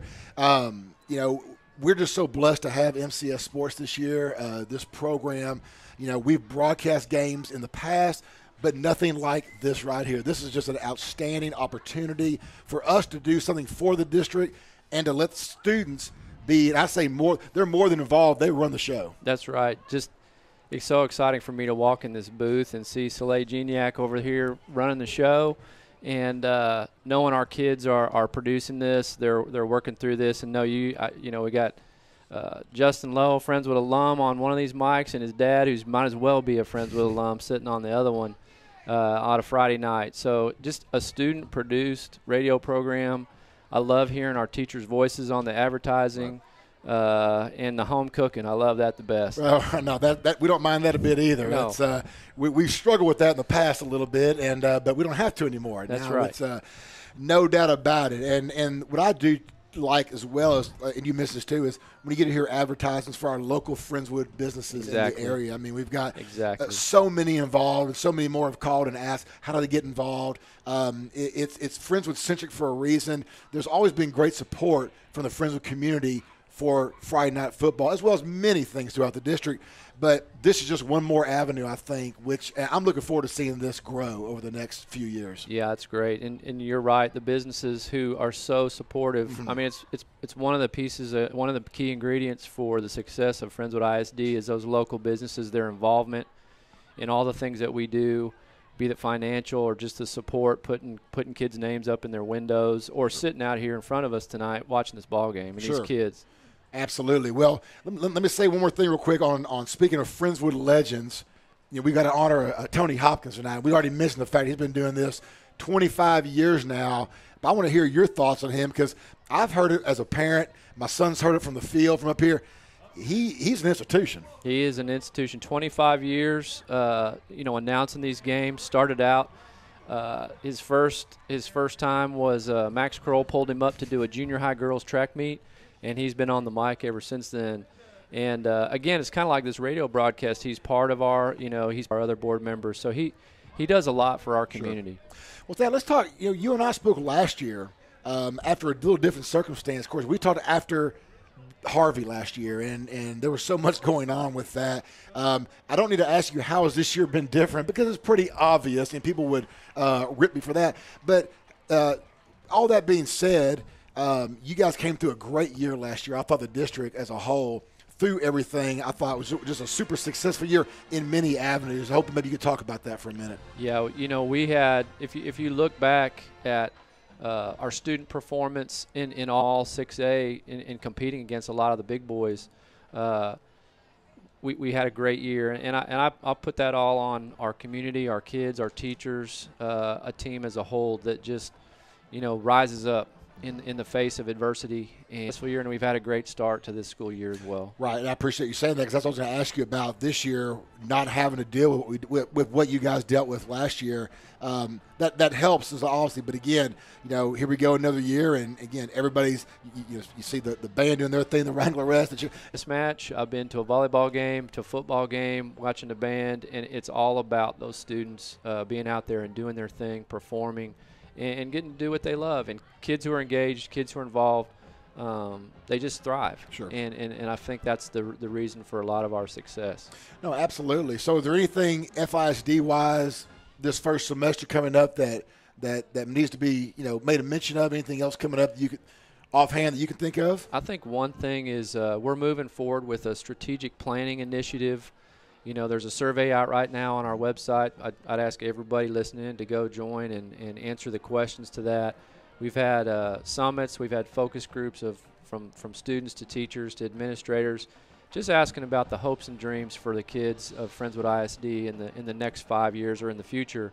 And we'll culminate with that with the design team that we want to put together a plan, a strategic plan over the next 5-year period into the future for continuing to excel, continuing to be one of the top school districts in the state. Sure, absolutely.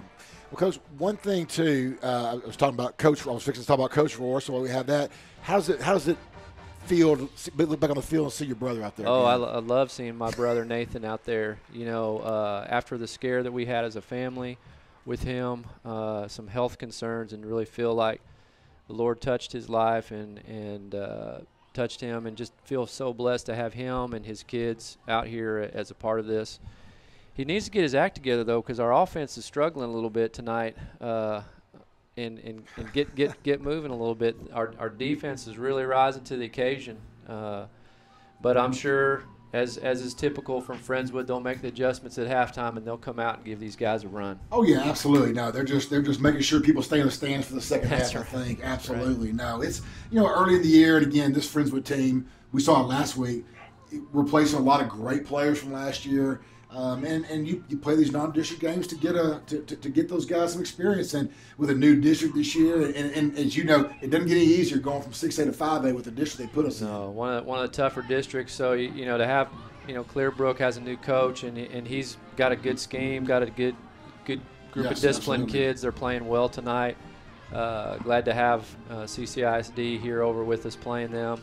So yeah, our defense continues to rise. They're having a tough time keeping Hermes down, and he's terror out there right now. Yeah, he got the hat trick in the first half. He's tough to block on the edge, and they've really rose up. And I Coach Koopman will make the adjustments at halftime, and we'll get some points on the board here. The enthusiasm from the students that I've got to be a part of. I'm being a former teacher and coach for 19 years. That's one thing I miss now in the private sector, is getting a chance to work with, just the great young minds of the future. That's and to right. see them doing something now that to be a part of, and I'm just a small part of it. They're running this thing, it's been a joy. Well, you guys were a big part of putting this together, and the vision for this as well, and just to focus on the kids and what they can do and being part of this, and I'm sure it's going to keep moving forward. Absolutely. Well, we're looking forward to it. Thank you so much. All right. You're either going to get back to the second half or some other event you have to attend. That's right. All right. So again, Thank you, sir. Absolutely. That was Thad Rohr, superintendent here of Friendswood ISD.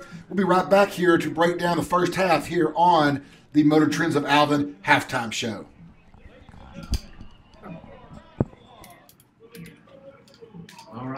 This segment is brought to you by Dr. Joe Danke at Select Spine and Sports Medicine. Dr. Danke is the only certified sports chiropractor in Friendswood, and his goals are always to get you out of pain and back to action as fast as possible.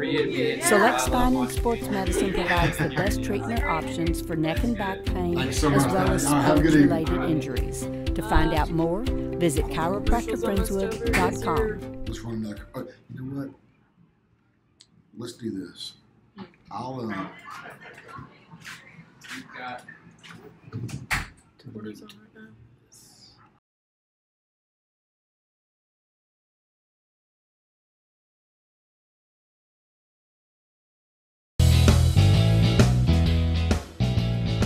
Motor Trends is a locally owned and operated pre-owned auto dealership that specializes in customer service and one-price selling. The Yarbrough family invites everyone from the Friendswood Clear Lake area to look us up online at motortrendsonline.com, or just come on by and see us on FM 528 on the border of Friendswood and Alvin. We have a great selection of trucks, SUVs, sports cars, and sedans. We support Friendswood Athletics.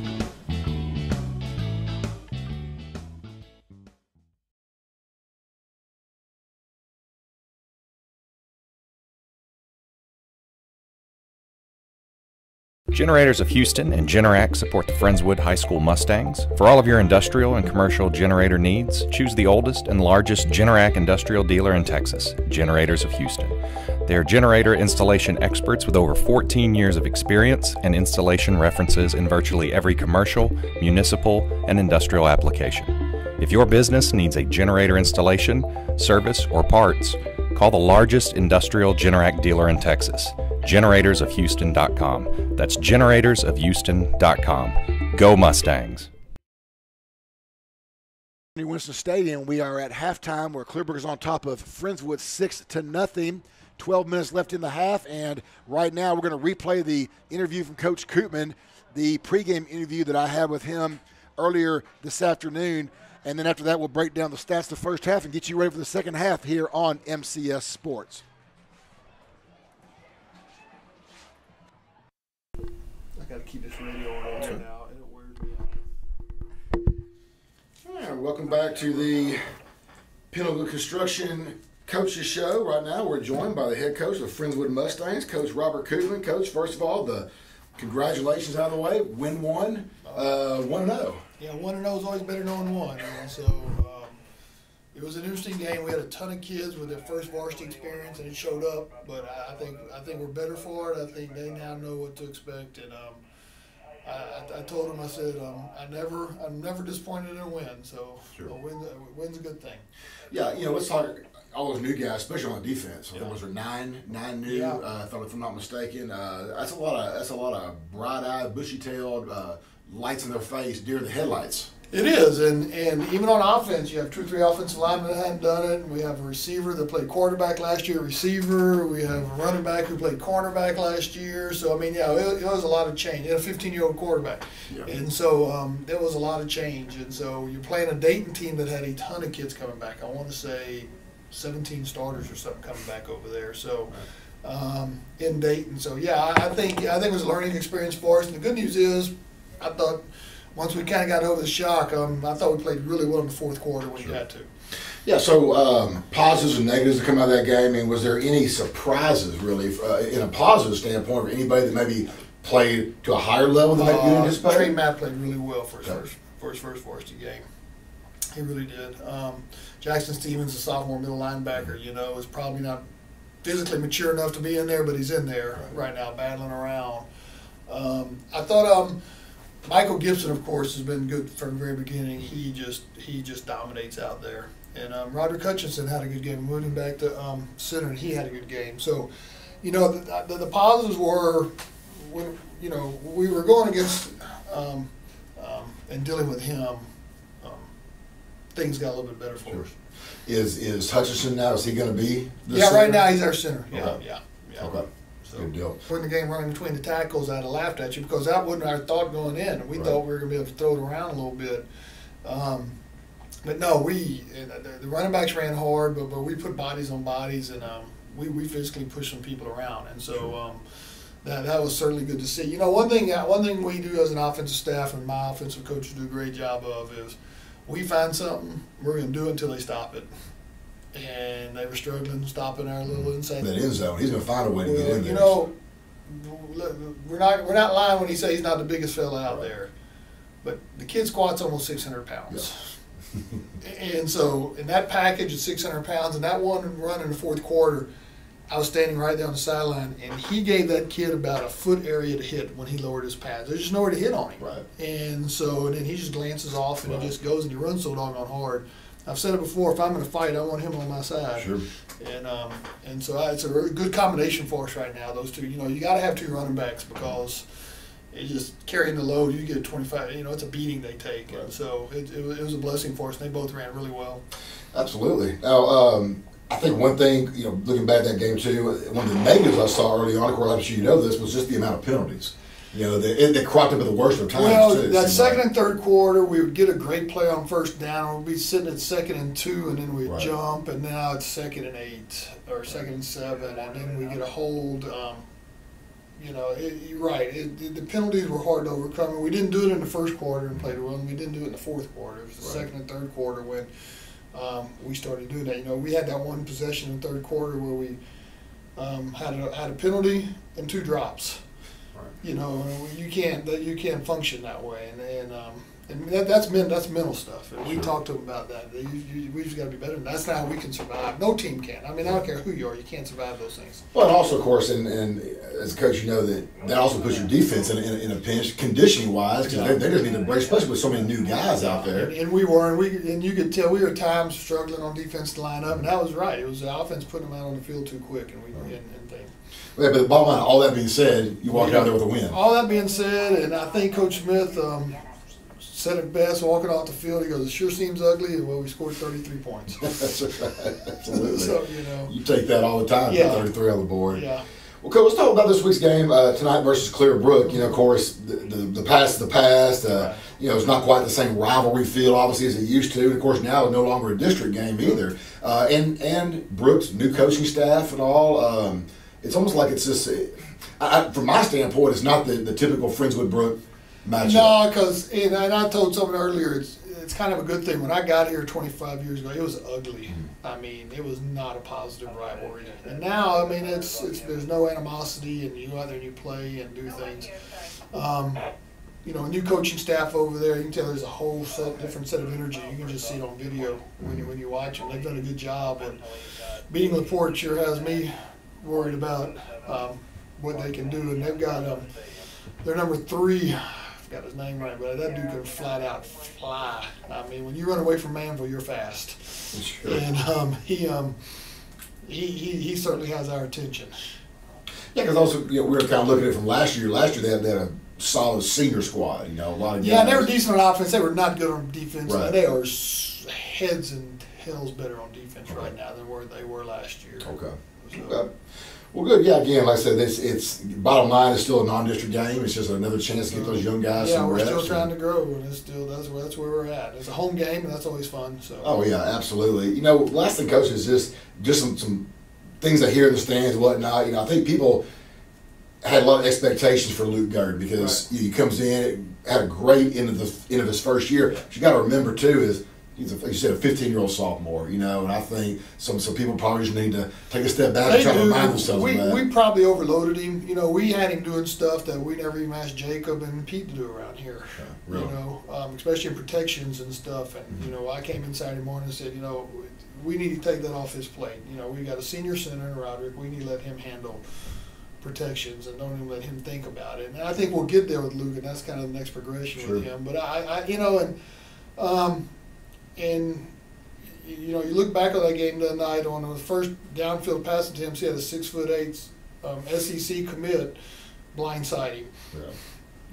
That there's not many people that ain't gonna get in their minds, and now you're staring at him and stuff like that. So I thought we started protecting him a little bit better. We didn't throw much quick game. I thought that was on us. I thought he threw one bad ball. The second interception. That first interception, I think, was on us as a coaching staff and on myself because.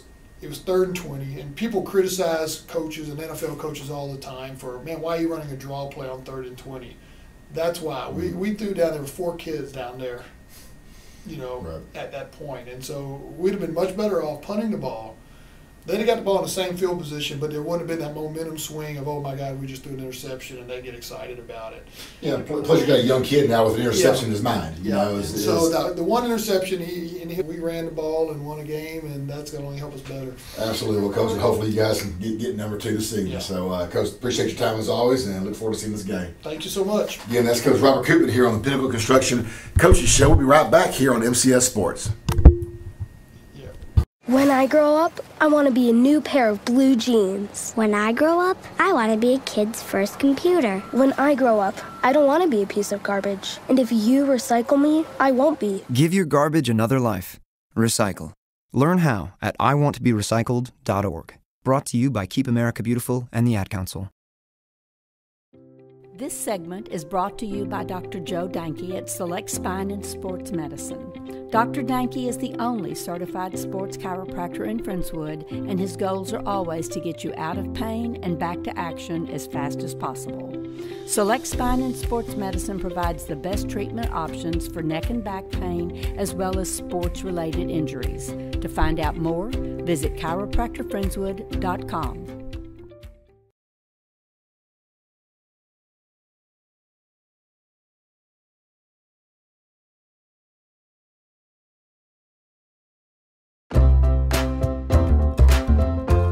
Have you been dreaming of a home renovation? Are you looking to purchase a home? Is it time to refinance? With money to loan and the will to help, the best place to borrow is right at home. At Hometown Bank, dreams are built one family at a time.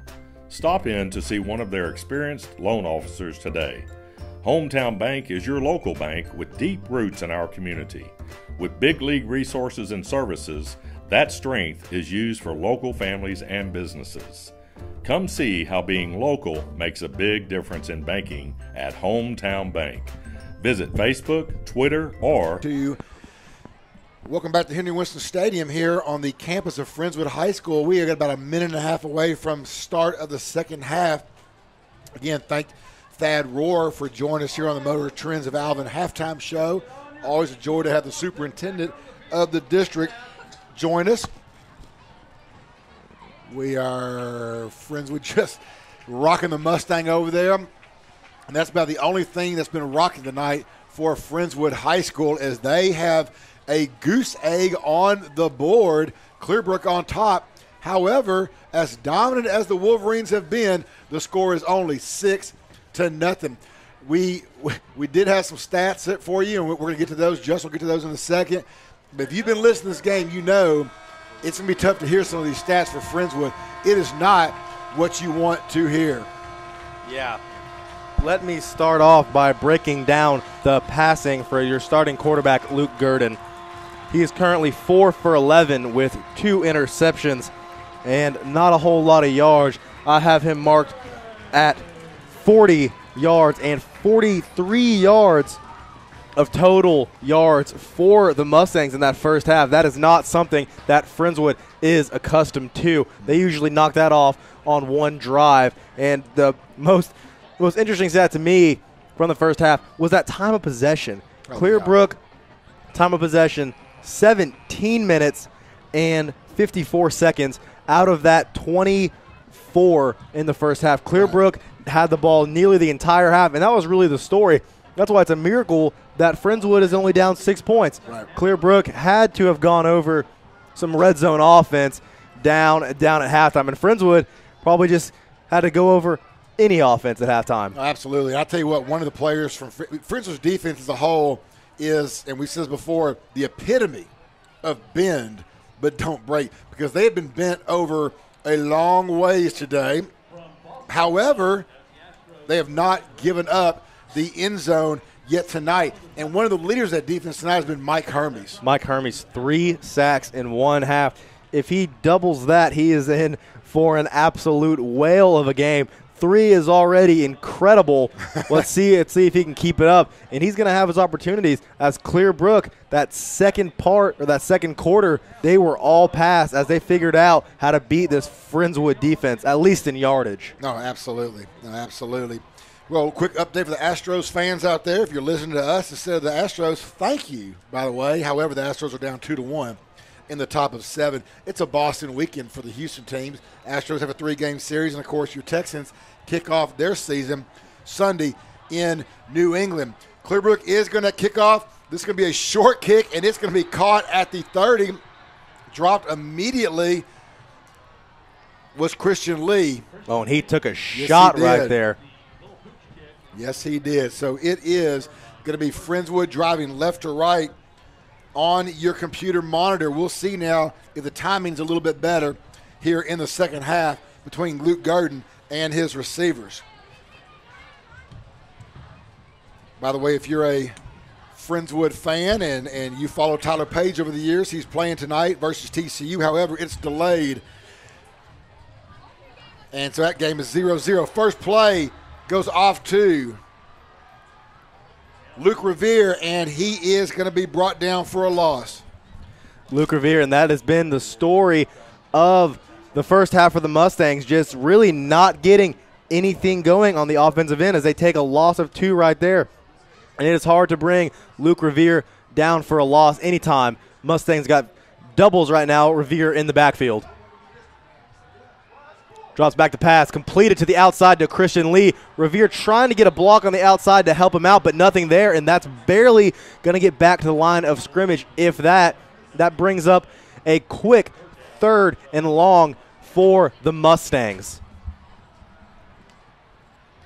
And this drive is going the opposite of where you hope to have this first drive of the second half going, but more of the same from the first. Revere offset to Gurdon's right. Twin receivers to the right side. Gurdon back to pass. Gurdon got a man that is caught Complete for a first down. That's Zamora right there. Zach Zamora. Running smart route right there by Zamora, getting right to the sticks, right where you need to go, and picks up the first down. And that's one of the better balls Gurdon has thrown absolutely. tonight. And let's see if that'll get him going a little bit and start getting the Mustangs in the right direction. Sometimes that's all you need. Just get that one. First one. First one indeed. Trips receivers to your left side. Single receiver is going to be Alvarez. To the right, Revere offset to Gurdon's left. That pass is going to be caught again. Another short route. Is that Zamora again? Yeah, Zamora again. Just simple little out route right there. Had a bunch of space. Wolverines playing soft allows Zamora to pick up 6. The other 10-5A scores tonight. Galveston Ball on top of Yates, 28-6 at the half. Galveston Ball starting out the year looked like 2-0. Texas City beating Clear Falls 21-13. Shadow Creek on top of Magnolia 30-20. Magnolia is a state-ranked team. Shadow Creek, Justin. Shadow Creek is a real deal. That's the real deal, absolutely. 2nd and 4 for the Mustangs. Hand off to Revere to the right side. Put your head down, little man. There he goes. Off to the races. 40, 35. One man to beat. Beat him. Touchdown, Luke Revere. 53 yards. Luke Revere on the outside. Looked like he was going to get caught. Yes, sir. Hit that second level. Good run, young man. He likes to go up the middle, bust it outside. Big run, and the Mustangs, like I said, just like that, can be on top. One extra point away from taking the lead after negligible offense in the first half. And Luke Revere, he runs hard, showed a little speed out there. Absolutely. Got those short legs churning a little bit. He did, absolutely did. So we're going to have Alvarez come in for the extra point. Dane Roney, late entry to the field for the block. Ball is down, kick is up. And your Friendswood Mustangs have the lead. It is now 7-6, 9:39 left in the third quarter. Friendswood on top. We'll be right back here on MCS Sports.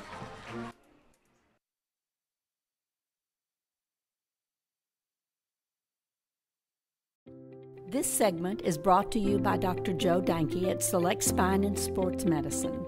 Dr. Danke is the only certified sports chiropractor in Friendswood, and his goals are always to get you out of pain and back to action as fast as possible.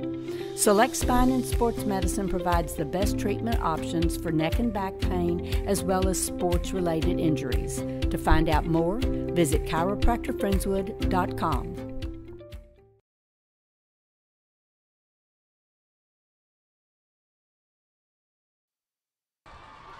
And welcome back to Henry Winston, as it is now Friendswood 7, Clearbrook 6. The offense has come alive thanks to one man, Luke Revere. Luke Revere to start the year out, not the feature back, but he is looking like the feature back tonight, getting more carries and breaking one off right there, and that's how you get the starting job. Absolutely. Kickoff from Alvarez going to drop down at the 2-yard line. Lorenzo Thompson on the reverse. He's going to be at the 10. Dances around. Ball's loose. Loose. Oh, it's recovered by the Wolverines. Took an absolute lick right there at the 10-yard line. Looked like Halata was the strike man on that. I'm not sure. Oh, and Lorenzo Thompson just doing too much dancing right there. Dancing indeed. They faked the reverse, or they actually handed off the reverse. Yes. Lorenzo, the ball was clearly visible. Did not do a good job of tucking that thing away. And, boy, nobody fell for that fake. Did not put his head down, just danced around too long, didn't break the 10. Ball popped loose, actually helped him pick up a yard. Absolutely. So now Clearbrook, who, again, has had their way on offense until they get into the red zone, see what they can do here in the second half, see what that Friendswood defense dials up, any adjustments. Twin receivers to both sides. Clearbrook going right to left on your computer monitor. Porter does not get the snap off in time. That's going to be a delay of game, and Clearbrook's going the wrong direction. Friendswood defense even in a better spot now to start this second half. That's going to be half the distance right there for the Wolverines, and just another big mental error right there for Clearbrook. Friendswood has been dominating the penalty battle tonight. That's 6 for Clearbrook, and marks them back a crucial 5 right there. And Porter is going to be taking that snap with his heels onto the end line. Absolutely. We probably imagine seeing a little run here. Run has not been their friend most of this game. We're not. Porter, I got to keep it. You're going to pick up about, they can get back to the original line of scrimmage. Tell you what, that's the third time they run that play tonight. That's the most success they've had and only picked up 4 yards. Just too much clutter right there for Porter with all those linemen cut blocking on the QB draw. 2nd and 10 now for the Wolverines on their own 11-yard line. A little more pep in the step on that Friendswood sideline right now. Finally got their first points on the board. Porter getting pressured. Got to run again. Slides down about a 6-yard gain on that. It's going to bring up 3rd and 4 now for the Wolverines. A good call right there by sliding by Porter because Helton was coming to clean him up right there. Hermes hit him with the pressure from the outside, forcing him to step up. Good job by that Clearbrook O-line, making sure Hermes does not get to pinpoint the quarterback, and they allow Porter to step up, pick up a few. Hermes is having a heck of a game. Even when he doesn't get the sack, he is forcing the quarterback to do things he does not want to do and gives his other teammates a chance to clean it up. 3rd down and 5, twin receivers to both sides. Norris offset. Here comes Hermes again, more pressure. Eludes it. Porter still on his feet. Guess who? No, still on his feet. He's at the 10-yard line, trying to get outside. 15, 20, got a flag. 25, 30, 34-yard line. Going to have a hold, however. That's going to be coming back, and another crucial penalty for the Wolverines. Another 3rd down that picked up a first, and now it's going to be wiped away for a hold. And that hold looked like it happened right around the line of scrimmage as they were trying to hold Tinger down. Tinger was trying to break off, hold that contain on the outside. O-lineman getting a little too handsy, and it's going to cost them a 1st down. So we'll bring up now probably a 3rd and 10, as you said, right there at that line of scrimmage. It's going to be about a 3rd and 15. Still going back. It happened right at the line. Going to be 10 back from the line. 3rd and 5. 3rd and 12, yeah. 3rd and 12. So either way here, another passing down for the Wolverines. Wolverines going the wrong direction. Friends with defense like this. So does their O. First. Clearbrook has had success on the 3rd down in the passing game tonight. Watch for Flores. He's been the man on the long passes. Hermes again. Hermes again. Hermes again. Get him down. Got him. Oh, no, the ball's out. I don't know how we got that thing out of there. Tossed it to Norris. Oh, poor Hermes.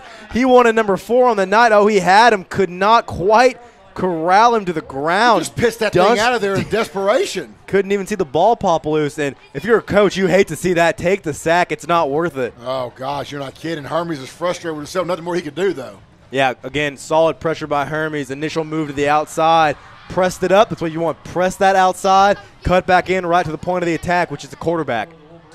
Hermes is going to have his highlight tape from with one game. Oh, absolutely. I mean, he's going to have some letters coming his way. Clearbrook line up the punt in their own end zone. No pressure from Friendswood. Halada going to catch the ball on his own 46-yard line. That's not going to be Halada. That's going to be Zach Zamora. Nice quality return. About Absolutely. A return of 17 yards. Caught it about the 50. Took it all the way back to the Clearbrook 33. Friendswood already in scoring territory. Yeah, well, I don't know what kind of leg Alvarez hasn't got to show it off yet, but if you think he can hit a 50-yarder, then they are in scoring territory. Ball will be on the Wolverine 32-yard line. Revere back in at tailback with Garden.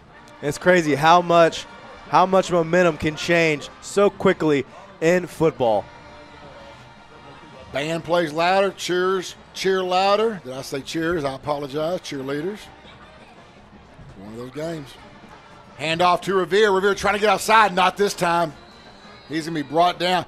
And again, one thing I love about Revere is he doesn't just go down with one tackle. Oh, absolutely not. It's going to take a host of Wolverines to take him down right there. Got the contact made of him. 0 head of steam. Still chops his feet. He's 3 yards behind the line. Still wants to pick up a couple more. Officials are blowing the whistle. Play dead. He doesn't care. That's the kind of attitude you got to have. Absolutely. That's why he's in there right now. Single receiver to both sides. Revere in at tailback, offset to the left side of Garden. Garden moving his team right to left to right. Garden pump fakes. Got it. Man, that ball's going to be boy. No. Nearly picked, bobbled around right there. You initially had DeJesus in coverage, then you had the safety over top. DeJesus tipped it, trying to squeeze it in there between the cornerback and the safety on that quick slant.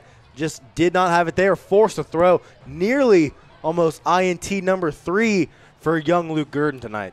Just the timing still just not quite what he wants it to be. 3rd and 13. Ball's on the 35-yard line of Clearbrook. Gurdon barks it out. Pressure, backside. Gurdon flush to his left. Throws the ball out of bounds. Not a bad decision right there. Yeah, that was a good call right there by Gurdon. Really didn't have a chance. He had 2 Wolverines bust through on that left side. Forced Gurdon to roll the other way, just tossed the ball out of bounds and not have anybody open after the busted play.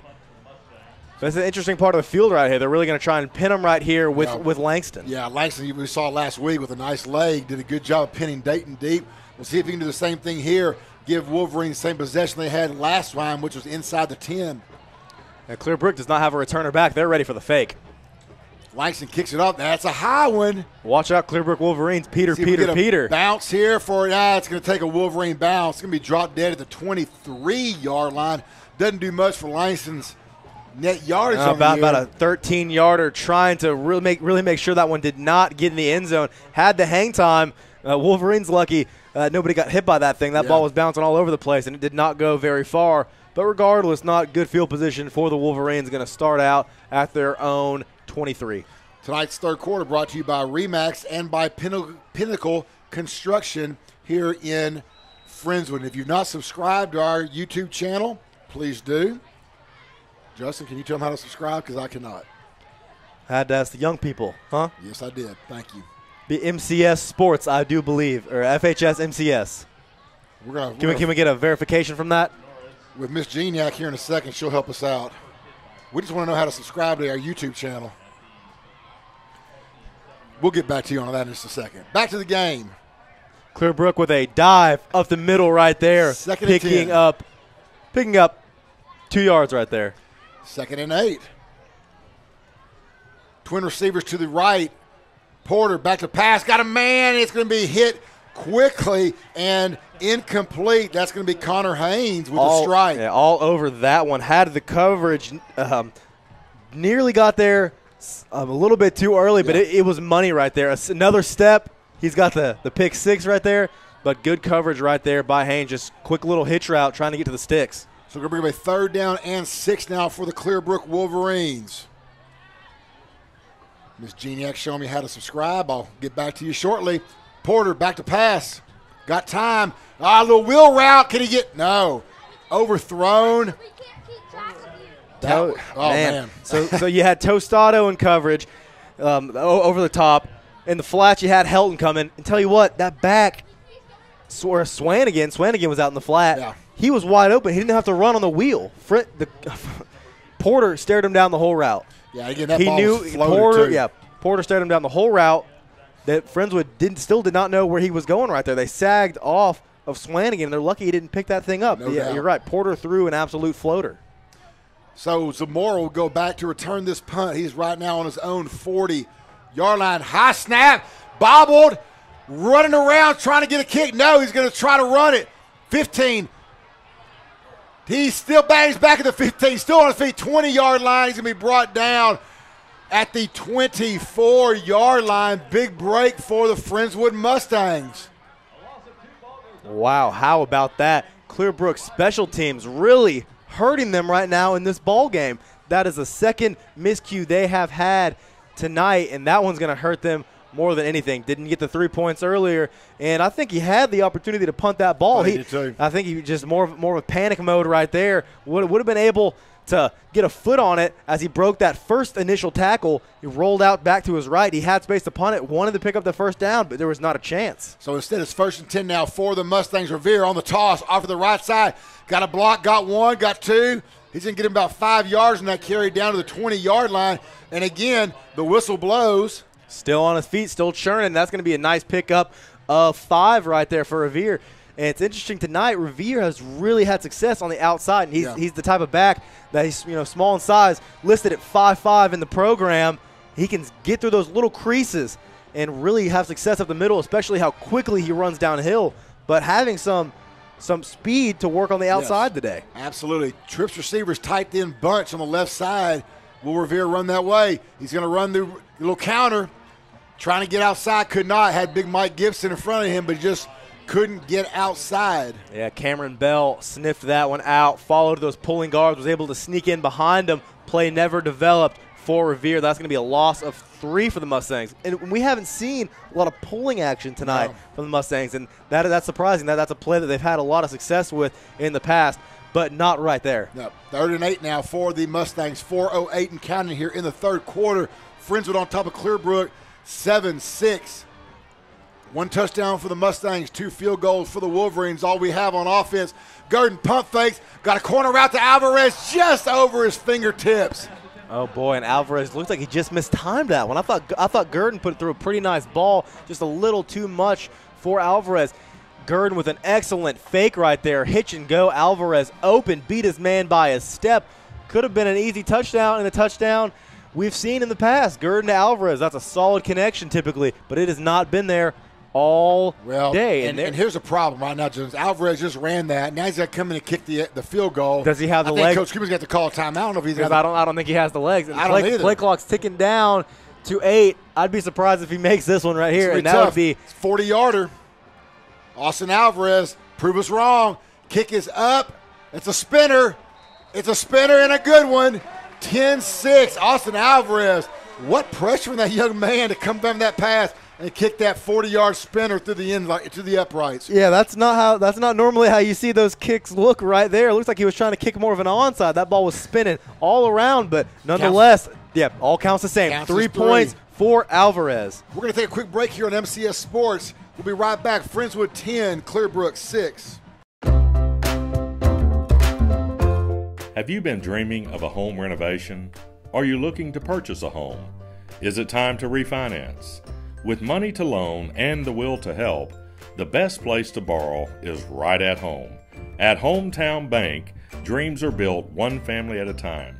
Stop in to see one of their experienced loan officers today. Hometown Bank is your local bank with deep roots in our community. With big league resources and services, that strength is used for local families and businesses. Come see how being local makes a big difference in banking at Hometown Bank. Visit. And welcome back to Henry Winston, where the score is Friendswood 10, Clearbrook 6. Friendswood, all second half for Friendswood, all first half for Clearbrook. But what does it matter? All that matters is the score. Lorenzo Thompson on the return, 10, 15, 20, 25. Brought down nicely, wrangled down on the 25-yard line. And I think story of the game right now is special teams actually playing a huge role. Yeah, by the way, that was J.P. Yawn on that tackle right there. That was a nice stick from Mr. Yawn. Played some linebacker as well for the Mustangs. You're right, especially in the negative side of it for Clearbrook. Agree, yeah. Missed field goal, punt, really changed the whole field and allowed Friendswood to get that easy 3. They didn't pick up any yards on that drive. They actually lost yards, was still able to come away with 3. Absolutely. Friendswood's defense back on the field again. 1st and 10 for the Wolverines. Ball's in their own 25. Hand off to Norris. Norris tries to pop it outside. Nowhere to go. But Dane Roney with the first strike. That's going to be a tackle for a loss. Yeah, Dane Roney, Hermes there as well, trying to follow those guards, but Friendswood D-line all over that one. I think the D-line is playing excellent football tonight. Absolutely. They've done a great job. You got Blaze Hilton inside, Jonathan Farrell, of course, Tinger, and Hermes on the tips. And I tell you what, they've just done a great job tonight so far. And will they have the energy because of so many snaps they've played tonight? We'll see. And a lot of pass rushes for these defensive ends. True also. 3 minutes and counting. Wolverines ball in their own 27. Porter back to pass. Porter pressured, almost sacked by Tinger. Oh, guess who? Hermes from behind. That's going to be a number 4, right behind the line. He's behind. Oh, no. Shoot. But a half yard. Just a tackle. About a half yard. Tough spot for Hermes. If you would have tackled him the other way, that's a sack. Instead, solid play for Hermes. Flushed out right there initially by Spiller. Came back up. Hermes did a good job of disengaging and bringing him down for a minimal gain. Do you think Hermes knows we give a player of the game award? He's heard about it. You think he's heard about it? I think he has too. Porter, plenty of time setting that screen up. Nice, complete. 25, 30, 35, 40, 45. A lot of missed tackles. Brought down at the 50-yard line by Luke Sanchez. And he saved that touchdown. About 3 missed tackles in there. Oh, agreed. Excellent effort right there by Norris. Tell you what, the Friendswood D-line did not recognize that screen at all. The second level was there. The linebackers were in position to bring him down before the first, but poor tackling by the Mustangs. Absolutely. So now Wolverine drive continues. Norris with the ball again. This time the handoff. Give him about 2 hard yards on that. Under 2 minutes now in the third quarter. Wolverines driving. Yeah, well, they've driven quite a bit tonight, and yet only 6 points to show for it. Let's see if the Friendswood defense lives up to that bend, but do not break. Looks like Spiller, the sophomore, just comes in and give Hermes a breather. And again, that's going to be important. Ah, we got a little movement up front. Reverse to Lorenzo Thompson. He can run. He is not going anywhere. That was Roney right there. Slung him down by the jersey. Woo! He got whipped around like he got pulled by his face mask. But all jersey right there. Roney slinging him down with just some one-arm action. Like one of those calf roping you see at the rodeo. That poor thing just gets snapped around. You think it's going to break his neck. Roney, great job that time. And another saving tackle because Lorenzo Thompson can go. He gets outside there. Well, hold on. Room. Did they not call that offsides right there? They did not call the offside. Wow. Friendswood catches a huge break. Interior jumps offside. Whole face mask across the ball. No call. Trips receivers to the right. Going to be a pass out to Norris in the flat. Ball's loose. That's live. Picked up by Mustangs say they have it. And they Mustangs do. Have the ball. He just pitches it up on the field. And it's going to be Friendswood ball in clear Brook territory. Norris just gave it up. Wasn't hit. Just gave it up.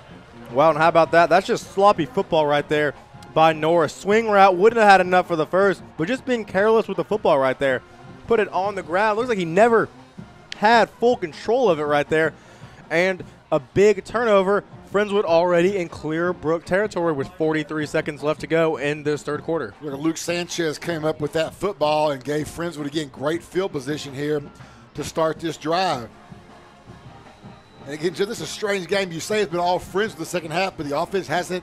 It's been one long run by Revere. But regardless, they're up 10-6. Up, jumped, and there we go. Looks like Zamora got a little excited on that one. Friendswood has been more disciplined. We've got to give them that because they were in the double-digit penalties last week.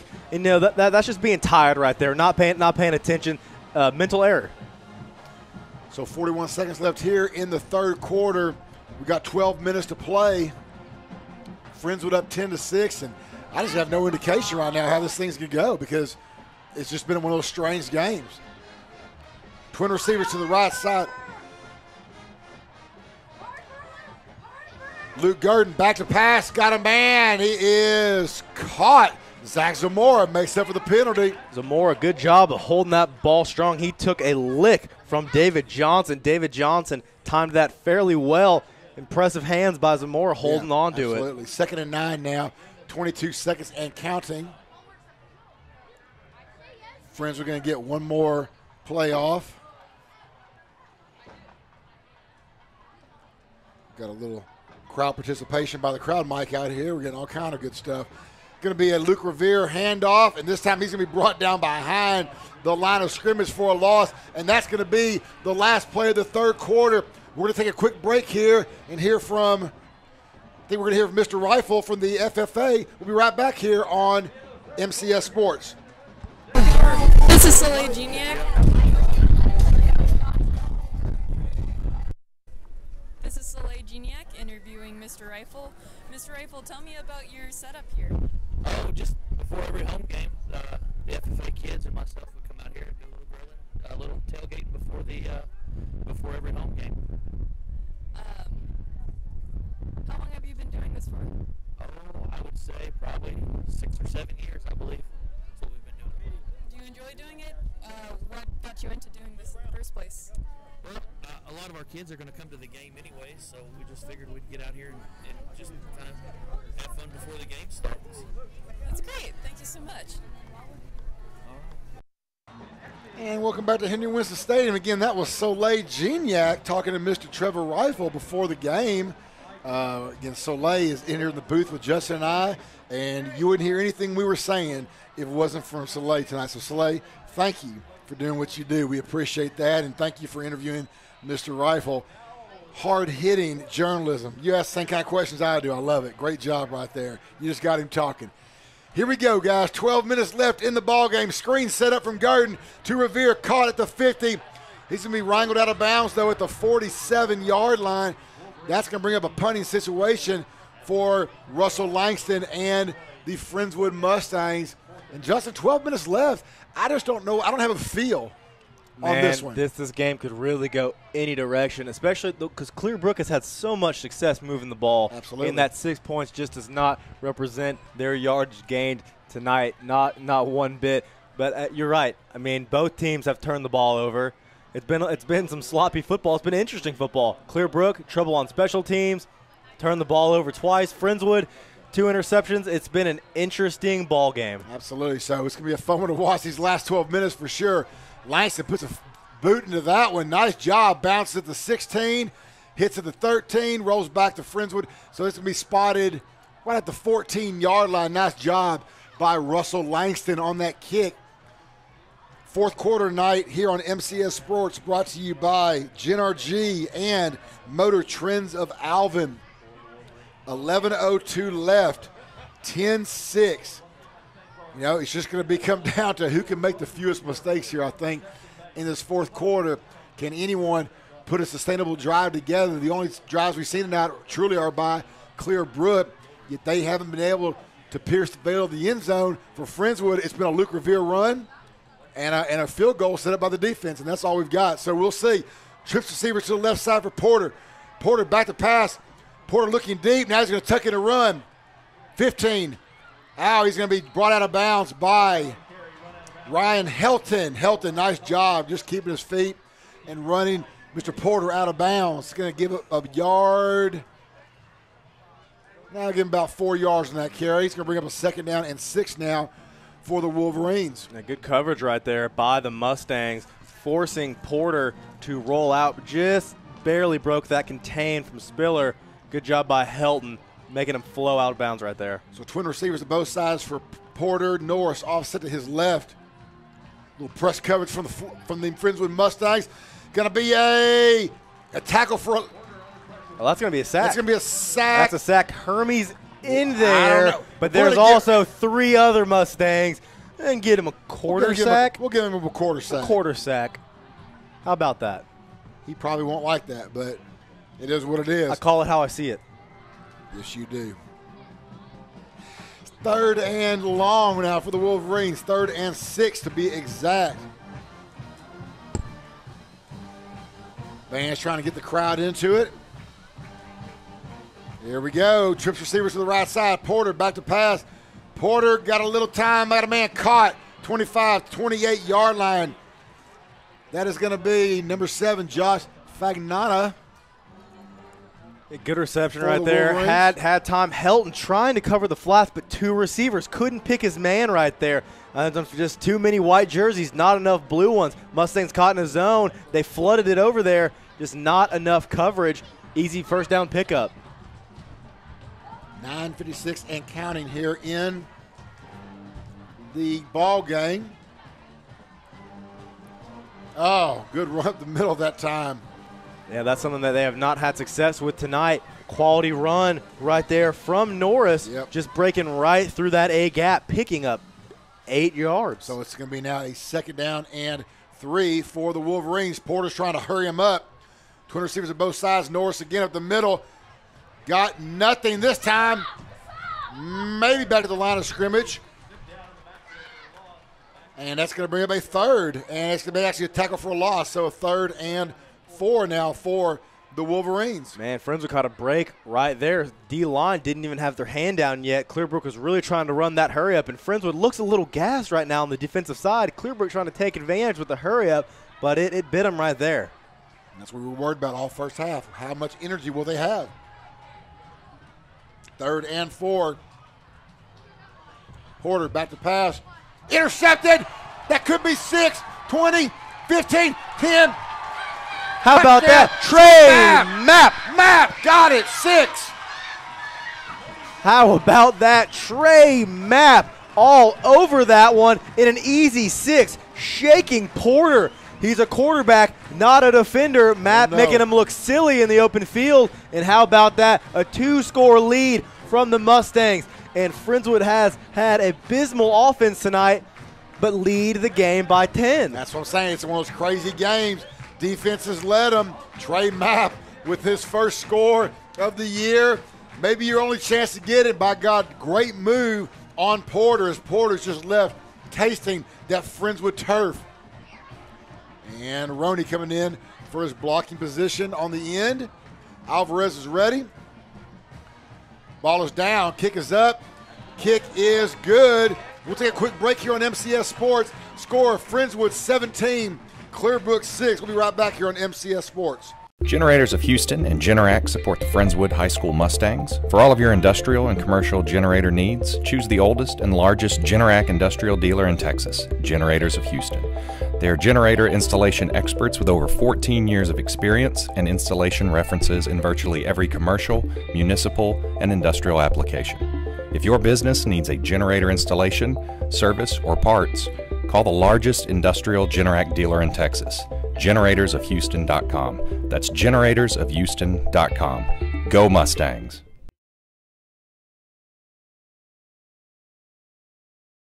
Welcome back to Henry Winston, where it is now Friendswood 17, Clearbrook 6 after the 20-yard interception return from Trey Mapp.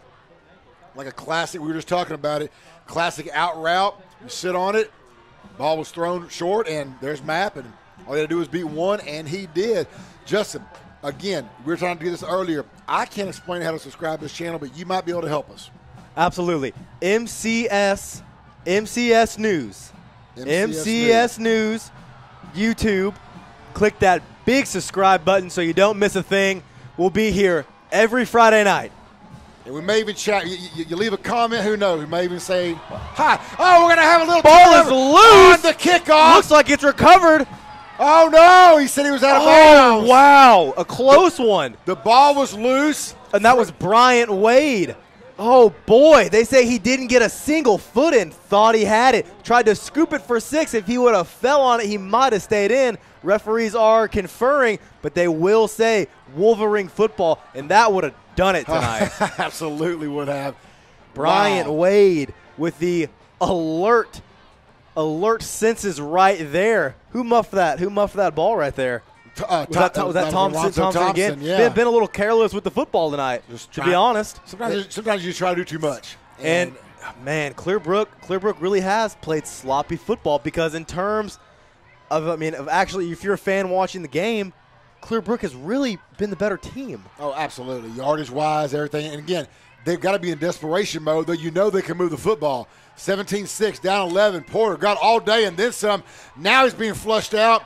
Now he's going to run. He can move 15-20 up to the 21-yard line. That's going to be just about a yard short of the first down. And brought down right there by Seth Downs after the Porter scramble. Porter did. He had all day back in the pocket.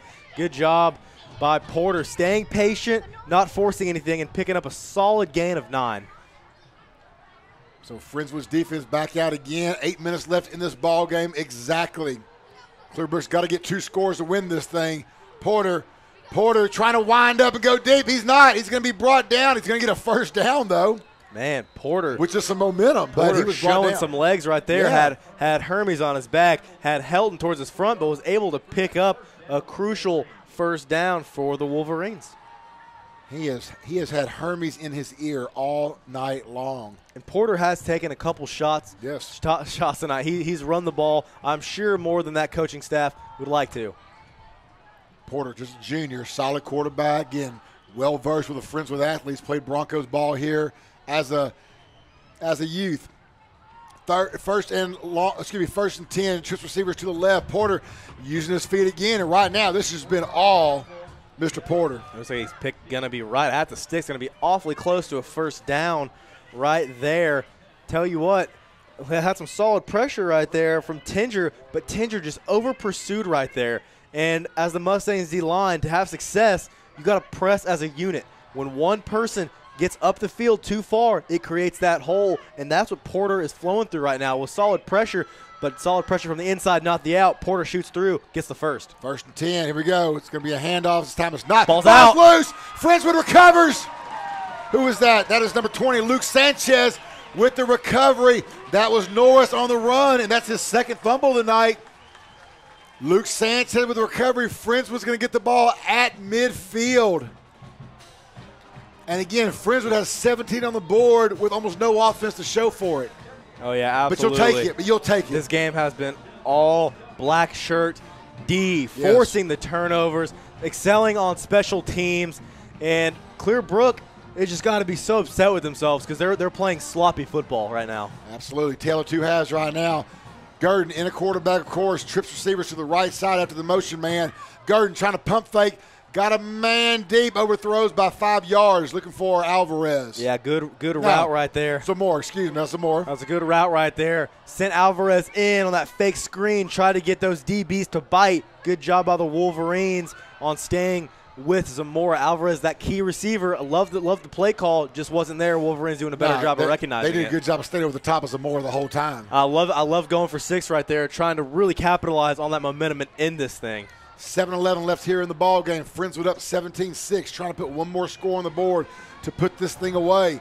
Handoff to Revere. Revere up the middle, nowhere to go that time. He's going to be brought down right at the line of scrimmage. It's going to bring up a 3rd down and 10. And just, I don't mind this. That's what I kind of want to see. You want to see some clock run now. Oh, absolutely. If you're Friendswood, you got that 11-point lead. Clear Brook has not put points up in quite some time. Not at all in this half. I mean, Friendswood's completely in control right now. All they need to do is pick up a couple first downs and put this thing out of reach. Another thing I've noticed, it's been all Revere this half. Has Halata had a single carry? No. He came in early in a double set, didn't get the ball. He is not. Revere staying back there to block. Gurdon takes a shot. Looks like Lee took a shot in the secondary, too. Lee on the ground right there. In coverage, number 24, Isaiah Gunling, incomplete. Gurdon took an absolute lick back there. Either safety or the mic, I don't know who it was. Somebody smoked him. Untouched, yes. Gurdon gets up, comes off the field. Everybody make sure everybody is good. And again, clock stop. Clearbrook's going to get the ball back.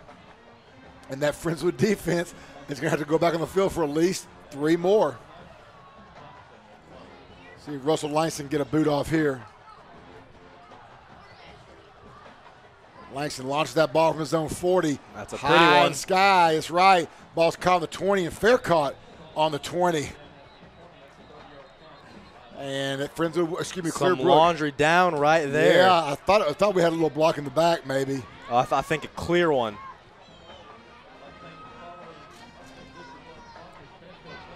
Let them sort that out. While they're doing that, the FISD Education Foundation is a 501c3 nonprofit that supports FISD in several ways. Gave over $200,000 in Hurricane Harvey relief. Support over 186,000 grants through our Adopt a Grant program. And they hosted an employee luncheon to begin the school year. Major underwriter of that was Gulf Coast Educators Federal Credit Union.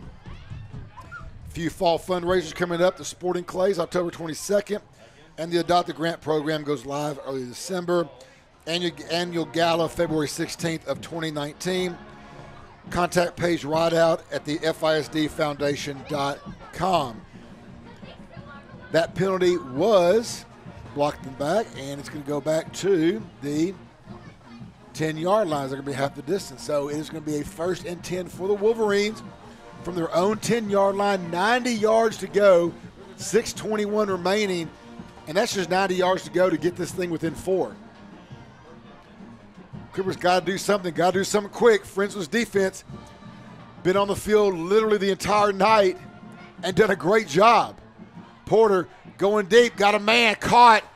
25-yard line. Was that Thompson? Yeah, Lorenzo Thompson lined up in the slot that time. He just came again. No one was around him. And I imagine you're going to see a little bit of that.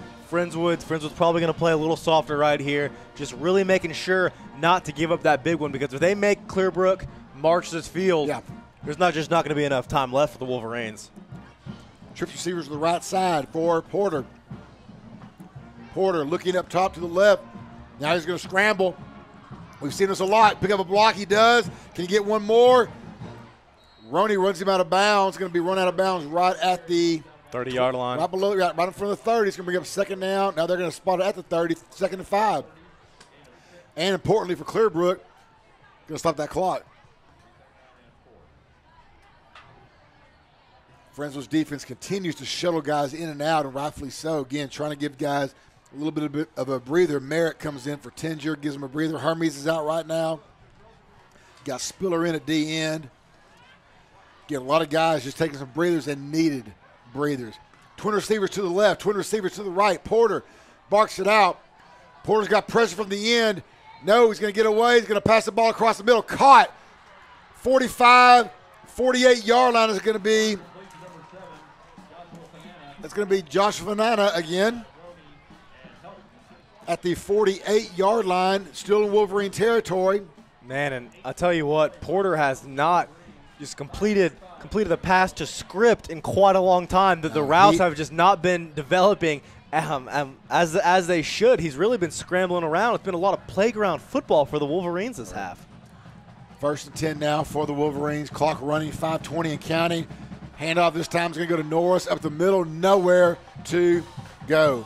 And, man, I tell you what, Porter did not do a good job of selling that draw one bit. You could tell that was coming for a mile away. He never really put that ball up like he was dropping back to pass. Running back right on his hip, the Mustangs all over it. 2nd and 8 now, 2nd and 9 for the Wolverines, still inside their own 49-yard line. Porter, should have a hole. Who's that going to be? Who's that going to be with the sack? There it is. Michael Hermes. Did he get him behind the line? He sure did. Got him. That's a sack. That's 4 1/4. 4 1/4. How about that? Have yourself a ball game, Hermes. He was really looking for the strip right there. He tried to chop that ball out. Exactly what you should have done in that situation. Porter carrying that ball loosely, not hearing the big Hermes from the outside. That left tackle's going to have some horrible dreams tonight of Mike Hermes. Pass out. Stroke. Got him. It's a complete pass. How about that? That is looks like I thought it was Halada. No, it's 22. Tostada right there. Tostada right there. How about that? Smoked him. Yes, he did. Right at the sticks. All he had to do was fall forward. Tostado made sure that did not happen. And this is a ball game play right here. 4th and 1. Watch out for Porter. You got Porter and you got Norris beside him. What are they going to do? Trying to drive Friendswood outside. Not working. Ball spot on the Friendswood 43. Handoff. Now it's going to go outside to Lorenzo. Lorenzo cuts up the field. Got the 1st and more. 40, 35. Runs out of bounds at the 31-yard line. And not a bad play right there because you got a speedster. Crafty play call right there from the Wolverines. What do you do in crunch time? Give the ball to your best playmaker. Sure. Get Lorenzo on the outside. Bring the action inside. You've had Norris and Porter with pretty much all the running action this half in this ball game. Faked the Mustangs out. He faked me out. I did not see that play coming. Crafty right there for the Wolverines. Absolutely. So, again, the drive continues for the Wolverines. Ball's on the 31-yard line of the Mustangs. Porter going for it all in the end zone. That ball is going to be. Nearly intercepted. Nearly but dropped. Tostado again. He initially gave up the step right there to Flores. Recovered well. Ball a tad underthrown. Tostado was the only one with a shot at coming down with that ball. Nearly did. But the bottom line is no completion for the Wolverines, so they're batting out a 2nd and 10 on the Friendswood 31-yard line. More importantly for Friendswood, 3:34 on the clock. Can they keep him out of the end zone one more time? Porter pump fakes, scrambles to his right. Still looking. Now he's going to run, tuck it and go. 30. They can be inside the 30 to the 28-yard line. He's run out of bounds that time. Look like, who was that time? Sorry, yeah, Connor Haynes. Haynes on that one, drove him out of bounds. It's going to bring up a 3rd and 6. I'm getting pretty tired of seeing Porter just roll out and scramble. That's pretty much the only offense the Wolverines have had this half. I mean, he either has protection and there's great coverage in the secondary, or he's flushed out by Hermes and his buddies. 3rd and 6. Porter barks it out. Pressure coming, gets rid of the ball, to Lorenzo, great one-handed catch. Wow, excellent snag right there by Thompson. He was getting initial pressure from Tinger, just pile driving that O-lineman, and he got some serious pressure onto Porter. made an errant throw, and Thompson, how about that one-handed snag? That was a drive saver right there, and keeps Clearbrook in the ball game for sure. We're going to take a quick break here on MCS Sports. We're going to have a timeout on the field, 3:15 remaining. We'll be right back here on MCS Sports. Not completing high school is more of a social thing than it was an academic thing. Even though all these years have passed, I still had that longing to have my diploma. At age 30, Carissa finished her high school diploma. If you're even considering getting your high school diploma, you can do it. No one gets a diploma alone. If you're thinking of finishing your high school diploma, you have help. Find free adult education classes near you at finishyourdiploma.org. That's finishyourdiploma.org. Brought to you by the Dollar General Literacy Foundation and the Ad Council.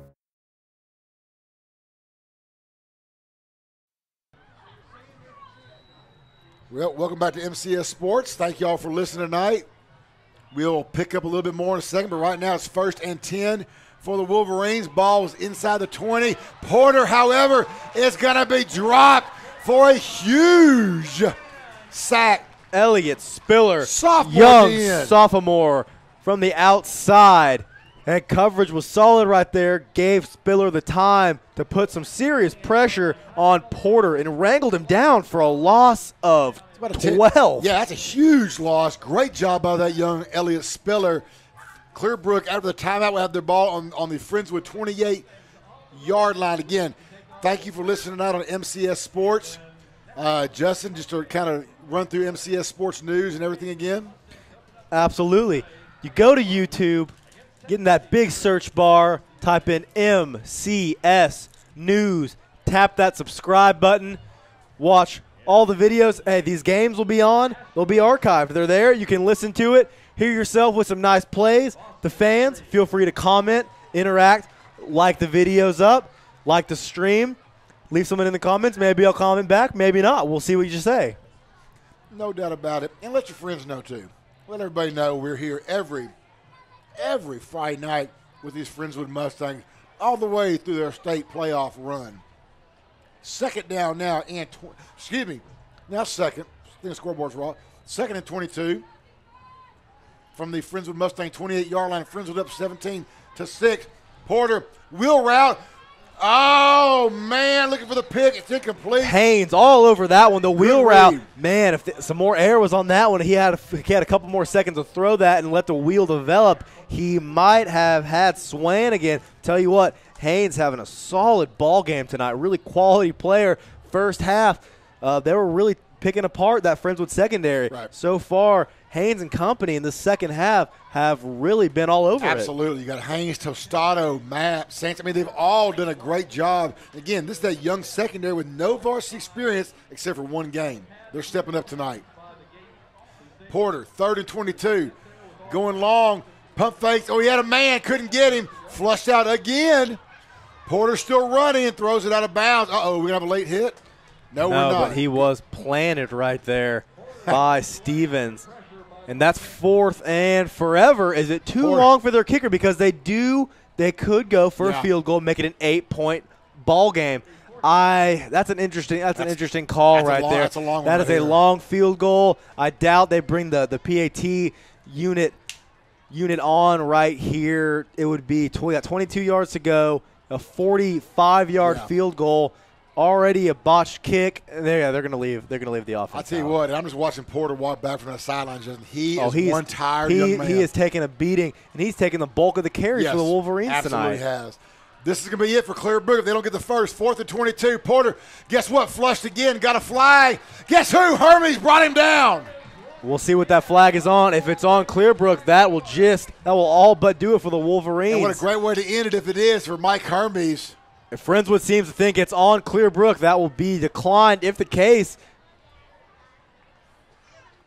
Still waiting for the illegal formation. That is going to go illegal motion. Wolverines. Illegal motion. Decline, and that will do it. Friendswood should be able to. There's still two timeouts left for Clearbrook, but up 2 scores. 2 first downs. This ball game is over. Gurdon can sit on it, and that will be it. That will be number 7 in a row for the Friendswood Mustangs. And speaking of Gurdon's going to take a seat right now. Going to have Zach Zamora in at quarterback, giving Gurdon the last 2.5 minutes off of this ball game. Zach Zamora, who's done a great job tonight at receiver. You know, Zamora led this team into the, I think it was the state semis this summer in the 7-on-7 league. And then state 7-on-7. Zach Zamora, solid quarterback as well. Just got a good one in front of him, Luke Gurdon. Zamora on the keeper.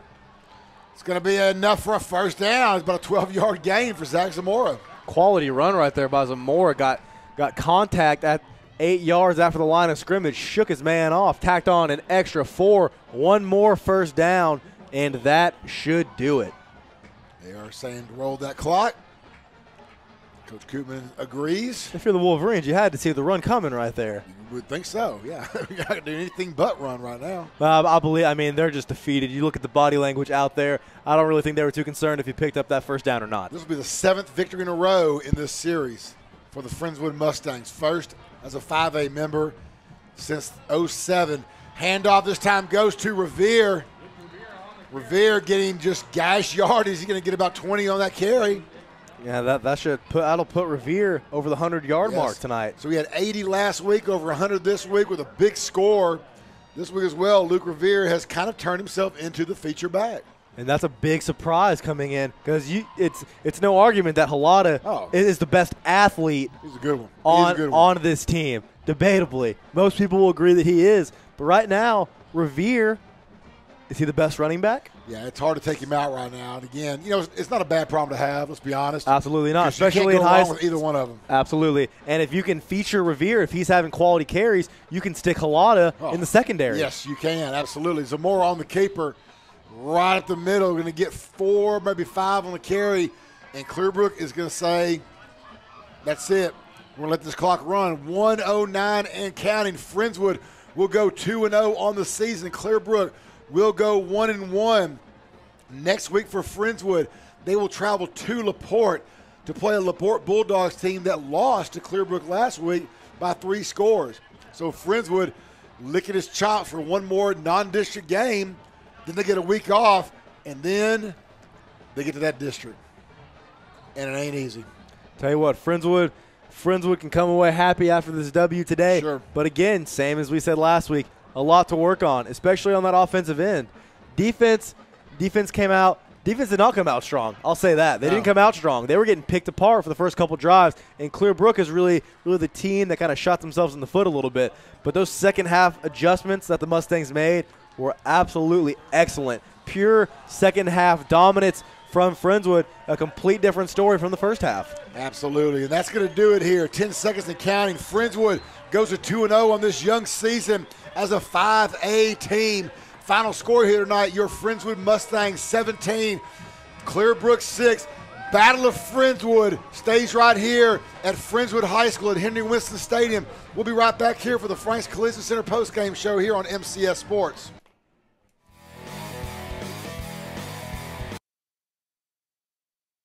When I grow up, I want to be a new pair of blue jeans. When I grow up, I want to be a kid's first computer. When I grow up, I don't want to be a piece of garbage. And if you recycle me, I won't be. Give your garbage another life.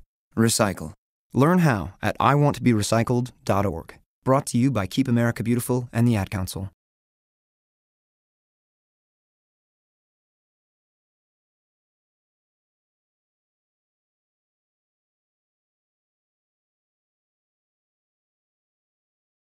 Not completing high school is more of a social thing than it was an academic thing. Even though all these years have passed, I still had that longing to have my diploma. At age 30, Carissa finished her high school diploma. If you're even considering getting your high school diploma, you can do it. No one gets a diploma alone. If you're thinking of finishing your high school diploma, you have help. Find free adult education classes near you at finishyourdiploma.org. That's finishyourdiploma.org. Brought to you by the Dollar General Literacy Foundation and the Ad Council.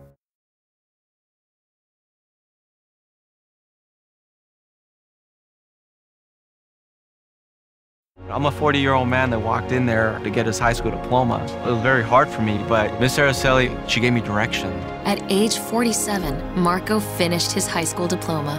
50% of getting your high school diploma is walking through those doors. The other 50% is doing the work. No one gets a diploma alone. If you're thinking of finishing your high school diploma, you have help. Find free adult education classes near you at and welcome back to Henry Winston, where Friendswood has just defeated the Clearbrook Wolverines in the Battle of Friendswood 17-6. And I like to see what I'm seeing right now on the field, Justin. Both teams come together, having a little a quiet time, a little moment together. You know, these are neighbors. A lot of these kids play Little League ball together, some with teammates.